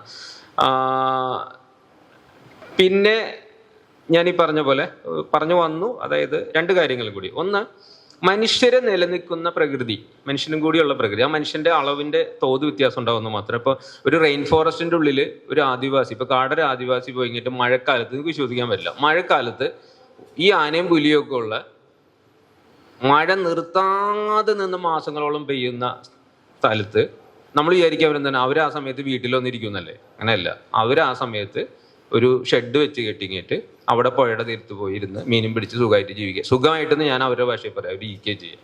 അപ്പം ഇത് നമ്മളെ സംബന്ധിച്ചിട്ട് ഭയങ്കര ബുദ്ധിമുട്ടുള്ള കാര്യമാണ് അല്ലേ? നിങ്ങൾ പോവോ അതിൻ്റെ ഉള്ളിൽ പോയിട്ട് ഇതൊക്കെ നോക്കി, ആനേനെ നോക്കി നടക്കാനൊക്കെ നമുക്ക് പറ്റുമോ? എത്ര കോടി ശമ്പളം തന്നാൽ പറ്റുമോ? പറ്റില്ല. പക്ഷെ അത് അവർക്ക് അറിയാം. ആ കടലിൽ പോണ മുക്കുവന് പണ്ടൊരു രാജാവ് ചോദിച്ച പോലെയാണ്, നിങ്ങൾക്ക് പേടിയാവില്ലേ ഇതിനകത്ത് എന്ന് പറഞ്ഞു. അത് അവരിഷ്ടമാണ്, അത് അവർക്ക്. ഈ ബൈക്ക് സ്പീഡിൽ ഓടിച്ചു പോണ കുട്ടീനോട് നമ്മൾ ചോദിക്കുമ്പോൾ അവനതൊരു ഹരമാണ്, ഓക്കെ എന്ന് പറയുന്ന പോലെ. അതൊരു അതിമാനുഷികതയൊന്നുമല്ല. മനുഷ്യരുടെ സ്വാഭാവികമായിട്ടുള്ള ഒരു പ്രദേശത്ത് ജീവിച്ച് ആലോചിച്ച് ബോധ്യത്തോടെ കൂടെ ജീവിക്കുന്ന മനുഷ്യർ, അതിൽ അനുഭവങ്ങളിൽ നിന്ന് എടുക്കുന്ന ജ്ഞാനം ഒക്കെ ഉള്ള ആൾക്കാരാണ്. ആ ജ്ഞാനവും തെറ്റുന്നൊരു കാലമായതുകൊണ്ട് വളരെ ശ്രദ്ധിച്ച് ശാസ്ത്രീയമായ ഇൻപുട്ടോട് കൂടി തന്നെ ഒരുപക്ഷെ നമ്മൾ മനുഷ്യ സമൂഹങ്ങളുടെ, ഇപ്പോൾ ഈ സന്നദ്ധ പ്രവർത്തനം എന്നൊക്കെ നമ്മൾ പറയുന്ന പോലെ, റാപ്പിഡ് ആക്ഷൻ ഫോഴ്സ് എന്ന് പറയുന്ന പോലെ, ഡിസാസ്റ്റർ മിറ്റിഗേഷൻ ഫോഴ്സ് എന്നുള്ള പോലെ, ഹ്യൂമൻ വൈൽഡ് ലൈഫ് കോൺഫ്ലിക്റ്റിനെ മാനേജ് ചെയ്യാനായിട്ടുള്ള, അത് പുറത്തുനിന്ന് ഇറക്കുമതി ചെയ്യേണ്ട ആൾക്കാരല്ല അവർ, നാട്ടുകാർ തന്നെ. അത് ഈ അഗ്രസീവായിട്ടുള്ള കൂട്ടം കൂടിയ ആളുകളെ കൊല്ലുന്ന സ്വഭാവമുള്ള നാട്ടുകാരല്ല, മറിച്ച് കൃത്യമായിട്ട് കൃഷി ചെയ്തും ഇതൊക്കെ ചെയ്ത് ജീവിക്കുന്ന മനുഷ്യരെ, ഇക്കോസിസ്റ്റം പീപ്പിൾ നമ്മൾ പറയും, അങ്ങനത്തെ ആളുകളെ ഉൾപ്പെടുത്തിയിട്ടുള്ള നിരീക്ഷണ സംവിധാനങ്ങൾ വളരെ അത്യാവശ്യമാണ്. ആധുനികമായ ടെക്നോളജികൾ അതിനകത്ത് ഉപയോഗിക്കേണ്ടതുണ്ട്. അതേപോലെ തന്നെ തീർച്ചയായിട്ടും നമ്മൾ ചെയ്യുന്ന വലിയൊരു 2ാമത്തെ മണ്ടത്തരമാണ് പറയുന്നത്, അതായത് മനുഷ്യൻ കാട്ടിലേക്ക് കടന്നു കയറി കാട് നശിപ്പിച്ചതിൻ്റെ ഭാഗമായിട്ടാണ് കുറേ കാട് പോയത്. ബാക്കിയുള്ള കാട്ടിൽ നിലനിൽക്കുന്ന ആദിവാസികളെ മുഴുവൻ പിടിച്ചു, അവിടെ ജീവിക്കാൻ അറിയുന്ന ആൾക്കാരെ മുഴുവൻ പിടിച്ചു നിയമവിരുദ്ധമായും മനുഷ്യത്വരഹിതമായിട്ടും ഇന്ത്യയിൽ ഒരു സ്ഥലത്ത് നടക്കാത്ത രീതിയിൽ, ഇന്ത്യയിൽ മറ്റുള്ള സ്ഥലങ്ങളിൽ ആദിവാസികളുടെ അവകാശങ്ങൾ നല്ലോണം വനാവകാശ നിയമപ്രകാരം അംഗീകരിക്കപ്പെട്ട രാജ്യമാണ് ഇന്ത്യ. പക്ഷെ കേരളത്തിൽ അത് ഒരു ശതമാനം പോലെ 37% എന്ന് പറയുന്നത് പോലും പൂർണ്ണമല്ല എന്ന് നമുക്ക് കൃത്യമായ ഡാറ്റയുണ്ട്. അങ്ങനെ കേരളത്തിൽ നമ്മൾ മനുഷ്യത്വരഹിതമായിട്ട് അവരോട് പെരുമാറിക്കൊണ്ടിരിക്കുന്നത് വലിയ പ്രത്യേകത ഉണ്ടാക്കും എന്നുള്ളതാണ് തീർച്ചയായിട്ടും. എന്താണെന്ന് വെച്ച് കഴിഞ്ഞാൽ നമ്മളിപ്പോൾ കാട്ടിൽ ജീവിക്കുന്ന ഒരാളെ വിളിച്ചിങ്ങേറ്റ് നാട്ടിൽ കൊണ്ട് വളർത്തി ആ ജീവിതത്തിന്റെ ദൈർഘ്യവും പ്രശ്നങ്ങളും സാമ്പത്തികത ഒക്കെ കൂട്ടിയിട്ട് എന്താ കാര്യം? കുറെ കോളനികൾ സൃഷ്ടിച്ചിട്ട് എന്താ കാര്യം? അപ്പോൾ അതിന് നിയമങ്ങളുണ്ട്. ആ നിയമങ്ങൾ അനുസരിക്കാതെ തന്നെ ഇപ്പോഴും അവരെ മാറ്റിപ്പാർപ്പിച്ചുകൊണ്ടിരിക്കുന്നു. അപ്പോൾ അതില് ഇപ്പൊ പല കാര്യങ്ങളും നമ്മൾ നോക്കുമ്പോൾ വനംവകുപ്പിന്റെ സാങ്കേതികമായ കുറെ പ്രശ്നങ്ങളുണ്ട്. ഇത്രയും പേർക്ക് പൈസ കൊടുക്കാൻ പൈസയില്ല വനംവകുപ്പിന്റെ. ഓക്കെ, അപ്പോൾ ഇത് ഈ പൈസ എന്തുകൊണ്ട് ഇത്തരം കാര്യങ്ങൾക്ക് അലോക്കേറ്റ് ചെയ്യപ്പെടുന്നില്ല? അവിടെയാണ് ഒരു പക്ഷേ സാറ് നേരത്തെ പറഞ്ഞ പോലെ രാഷ്ട്രീയ നേതൃത്വങ്ങളോടുള്ള ചർച്ചയും കാര്യങ്ങളും വേണ്ടത്. പക്ഷേ എന്നെ സംബന്ധിച്ച് ഞാൻ പറയും, രാഷ്ട്രീയ നേതൃത്വങ്ങൾ അങ്ങനെ മോശമാണെന്ന് നമുക്ക് പറയാൻ പറ്റില്ല. എന്താ വെച്ച് കഴിഞ്ഞാൽ ഇപ്പോൾ പല കാര്യങ്ങളിലും പുതിയതായിട്ടുള്ള ആളുകളെ കേൾക്കുന്നതിനും കാര്യങ്ങൾ ചെയ്യുന്നതിനുമായിട്ടുള്ള ചില നടപടികൾ ഇപ്പൊ ഒന്നുമില്ല. സോഷ്യൽ മീഡിയയിൽ ജനങ്ങൾ കുറച്ചു നേരം പ്രശ്നം ഉണ്ടാക്കുമ്പോൾ തന്നെ രാഷ്ട്രീയ നേതൃത്വം ശ്രദ്ധിക്കുന്നുണ്ട്. അവര് ഉടനെ ചീഫ് വൈൽഡ് ലൈഫ് വാർഡനെ വിളിച്ച് പറയുന്നുണ്ട്, വൈൽഡ് ലൈഫ് വാർഡൻ എന്തെങ്കിലും നടപടി എടുക്കുന്നുണ്ട്. അപ്പൊ നമ്മൾ വിളിച്ചു പറയുന്നവരും കുറച്ചും കൂടി കോൺഷ്യസ് ആവുന്ന തരത്തിലേക്കും. അതേപോലെ തന്നെ പാരിസ്ഥിതിക പുനഃസ്ഥാപനം, ഞാൻ അതുകൂടി പറഞ്ഞിട്ട് നിർത്താണ്. ഒരു കാര്യമാണ് പറഞ്ഞിട്ട് നിർത്താണ്. ഈ പാരിസ്ഥിതിക പുനഃസ്ഥാപനം എന്നുള്ളൊരു കാര്യം ആഗോളതലത്തിൽ ചെയ്തുകൊണ്ടിരിക്കുന്ന ഒരു കാര്യമാണ്. ഞങ്ങളൊക്കെ ഇപ്പോൾ ശ്രീനാരായണപുരം പഞ്ചായത്തിൽ അവിടെ ഈ കടൽ കയറി വരുന്നിടത്ത് ഒരു വെജിറ്റേഷൻ ബെൽറ്റ് ഉണ്ടാക്കുന്നുണ്ട്, പ്രാദേശിക സസ്യങ്ങൾ. 3 കൊല്ലമായി. അതിനിപ്പോൾ പഞ്ചായത്തിന് അവാർഡും കിട്ടി ഈ വർഷം. അപ്പൊ ചോദിക്കും, ഈ കടൽ കയറുന്നതൊക്കെ തടയാൻ പറ്റുമോ? കടൽ കയറുന്നതിന് മരം വെച്ച് തടയാൻ പറ്റുമോ? പറ്റൂല. പക്ഷെ കുറച്ച് പറ്റും. അങ്ങനെ കുറെ കാര്യങ്ങൾ വരുമ്പോൾ ചിലപ്പോൾ കടൽ തടയും. അപ്പൊ അവിടെ കടലിന്റെ തീരത്ത് കടൽ ഭിത്തിയുടെ മുകളില് എന്ന് പറഞ്ഞ രീതിയിൽ വീട് വെച്ച് താമസിക്കുന്ന നമ്മളവിടുത്തെ ഒരു സുനന്ദ ചേച്ചി ഉണ്ട്. സുനന്ദ ചേച്ചിനോട് കാണുമ്പോൾ നമുക്ക് തോന്നും കടൽ പിൻവാങ്ങുമെന്ന് തോന്നും. അത് സുനന്ദ ചേച്ചി ഞാൻ റെഡിയാണ് കടലിനായിട്ട് ഫൈറ്റ് ചെയ്യാന്ന് പറഞ്ഞിട്ട് അവിടെ തന്നെ നിൽക്കുകയാണ്. വീട്ടിൽ നിന്ന് ഇറങ്ങൂല. കടല് എല്ലാ തവണയും വേലിയേറ്റം വരുമ്പോൾ കടൽ കുത്തുന്ന സുനന്ദ ചേച്ചിന്റെ വീട്ടിൻ്റെ ഉള്ളിലാണ്. അതേപോലെ നമുക്ക് അമ്മണി ചേച്ചി ഉണ്ടായിരുന്ന അതിരപ്പള്ളിയിൽ, അങ്ങനെ കുറെ ചേച്ചിമാരൊക്കെ ഉണ്ടായിരുന്നു. ഞാൻ ചേച്ചി ഉണ്ടായിരുന്ന അതിരപ്പള്ളിയിൽ സമരത്തിന്. അങ്ങനെ കുറെ മനുഷ്യരുണ്ട് പല സ്ഥലത്തും. ഇങ്ങനെ അങ്ങനെ ജീവിക്കുന്ന മനുഷ്യരിലൂടെയാണ് നമ്മൾ ഇത്ര കാലം മനുഷ്യ സമൂഹം എത്തിയിട്ടുള്ളത്. അല്ലാതെ മനുഷ്യ സമൂഹം എത്തിയിട്ടുള്ളത് ഭൂരിപക്ഷത്തിന്റെ തീരുമാനത്തിലല്ല. അത് മണ്ടത്തരമാണ് സത്യം പറഞ്ഞത്. ഈ ഭൂരിപക്ഷം എടുക്കുന്ന തീരുമാനം ശരിയാവണമെന്നൊന്നുമില്ല. ജനാധിപത്യ പ്രകൃതിയിൽ ഭൂരിപക്ഷം എടുക്കലല്ല തീരുമാനം. ന്യൂനപക്ഷമാണെങ്കിലും ചിലപ്പോൾ ഒരാൾ പറയുന്ന കാര്യം പ്രസക്തി ഉണ്ടെങ്കിൽ അതിനെ കൺസിഡർ ചെയ്യാന്നുള്ളതാണ് ജനാധിപത്യം. അല്ലാതെ ഭൂരിപക്ഷത്തിന്റെ മൃഗാധിപത്യമല്ല. മൃഗാധിപത്യം എന്നുള്ള വാക്ക് ഉപയോഗിക്കുന്നില്ല, തെറ്റാണ്, അത് ഉപയോഗിക്കാൻ പാടില്ല. ഭൂരിപക്ഷം എടുക്കുന്ന തീരുമാനമല്ല. അപ്പോൾ ആവാസ വ്യവസ്ഥ പുനഃസ്ഥാപനം എന്നുള്ളത് കാട് വെച്ച് പിടിപ്പിക്കലൊന്നുമല്ല. ഓരോ സ്ഥലത്തും നമ്മൾ ഈ ആ ഇൻസ്റ്റിറ്റ്യൂഷൻ ഇരിക്കുമ്പോൾ ഇവിടെ ഉണ്ടാകാവുന്ന വന്യജീവികളും ഇവിടെ ഉണ്ടാകുന്ന ബേഡ്സും ഇവിടെയുള്ള മനുഷ്യരും ഇതിനെക്കുറിച്ചും കൂടിയൊക്കെ ഭൂമിയെക്കുറിച്ചും കൂടി ചിന്തിക്കുന്ന രീതിയിലാണ് ഇതിന്റെ ഒരു വികസന പദ്ധതി നമ്മൾ പ്ലാൻ ചെയ്യുന്നുണ്ടെങ്കിൽ അത്തരത്തിൽ നമ്മൾ, അതായത് മനുഷ്യനെ ഇനി അവിടുന്ന് പുറത്താക്കിയിട്ടും ഇവിടെ കാടാക്കിയിട്ടൊന്നും മുന്നോട്ട് പോകാൻ പറ്റില്ല. പക്ഷെ ഉള്ള സ്ഥലങ്ങളിൽ കോഎക്സിസ്റ്റൻസ് നമ്മൾ ഉണ്ടാക്കിയെടുക്കേണ്ട ആവശ്യമുണ്ട്. അത് കുറേയധികം തൊഴിലവസരങ്ങൾ കൂടി സൃഷ്ടിക്കാൻ പറ്റും. അതേപോലെ തന്നെ അതനുസരിക്കാത്ത കുറെ മനുഷ്യരുണ്ടാവുമല്ലോ. അപ്പം നമ്മൾ ഇടയ്ക്ക് പോലീസ് പിടിക്കണം, ഇടയ്ക്ക് മാഷിൻ്റെയും തല്ലുകൊള്ളണം, വീട്ടിൽ നിന്ന് വാപ്പാടേന്ന് നിന്ന് അടി കിട്ടണം എന്നൊക്കെ പറയുന്നുള്ള മനുഷ്യരായാലും മൃഗങ്ങളായാലും അവരെ ചട്ടം പഠിപ്പിക്കാനായിട്ടുള്ള ചില പരിപാടികൾ കുറേയും കൂടി ശാസ്ത്രീയമായിട്ടും കൂടി നമ്മൾ ആസൂത്രണം ചെയ്യണം. ഇതാണ് എനിക്ക് പറയാനുള്ളത്. പക്ഷേ കഴിഞ്ഞ ഒരു 2-3 വർഷത്തെ എനിക്ക് തോന്നുന്നു സ്റ്റേറ്റിൻ്റെയൊക്കെ പ്രവർത്തനങ്ങൾ എടുക്കുമ്പോൾ കുറേയൊക്കെ കഴിയുന്നത്ര രീതിയിൽ കാര്യക്ഷമമായിട്ട് കാര്യങ്ങൾ മുന്നോട്ട് പോകുന്നുണ്ടെന്നുള്ളതാണ് എൻ്റെ പേഴ്സണൽ ആയിട്ടുള്ള അഭിപ്രായം. അതെൻ്റെ വ്യക്തിപരമായ അഭിപ്രായമാണ്, നിങ്ങൾക്ക് വേണമെങ്കിൽ എടുക്കാം. പിന്നെ രാഷ്ട്രീയ നേതൃത്വത്തിനായാലും ജനങ്ങൾക്കായാലും ഇതൊരു പ്രശ്നമാണോ? ഇത് നമ്മൾ ദൈനംദിന ജീവിതത്തെ പ്രതീക്ഷിക്കുന്ന പ്രശ്നമാണ്. നമ്മളുടെ ഇന്നത്തെ സമ്മേളനത്തിന്റെ ഒരു അടിസ്ഥാന മുദ്ര തന്നെ അതായിരിക്കും. ഇതൊരു പ്രശ്നമാണെന്ന് നമ്മൾ അംഗീകരിക്കേണ്ടതുണ്ട് ശരിക്കും. അതിൽ വേസ്റ്റ് മാനേജ്മെന്റ് തൊട്ട് മനുഷ്യന്റെ ബിഹേവിയർ തൊട്ട് ഒരു വന്യജീവി സങ്കേതത്തിലോ പുറത്തൊക്കെ പോകുന്ന പുറത്തുനിന്നുള്ള മനുഷ്യരുടെ ബിഹേവിയർ, നമ്മളുടെ സ്വഭാവത്തിൽ പോലും നമ്മൾ ശ്രദ്ധിക്കേണ്ടതില്ലേ?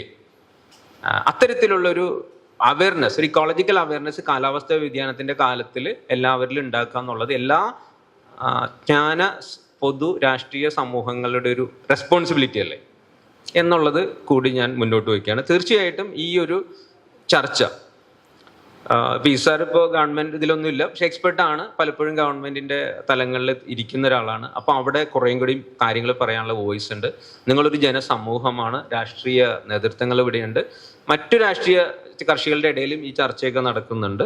അപ്പൊ ഇതിനെ നമുക്ക് വളരെ ക്രിയാത്മകമായിട്ട് ചില മോഡലുകളിലും റെസൊല്യൂഷനിലേക്കൊക്കെ എത്തിക്കാൻ പറ്റുകയാണെങ്കിൽ തീർച്ചയായിട്ടും ഇതൊരു പ്രധാനപ്പെട്ട ഇവന്റ് ഞാൻ കാണുന്നു. ഇങ്ങനെ ഒരു സംസാരിക്കാൻ അവസരം തന്നതിൽ വളരെയധികം നന്ദി. ഇനി എന്തെങ്കിലും ചർച്ചയിൽ നമുക്ക് കൂടുതൽ പറയാം. Thank you.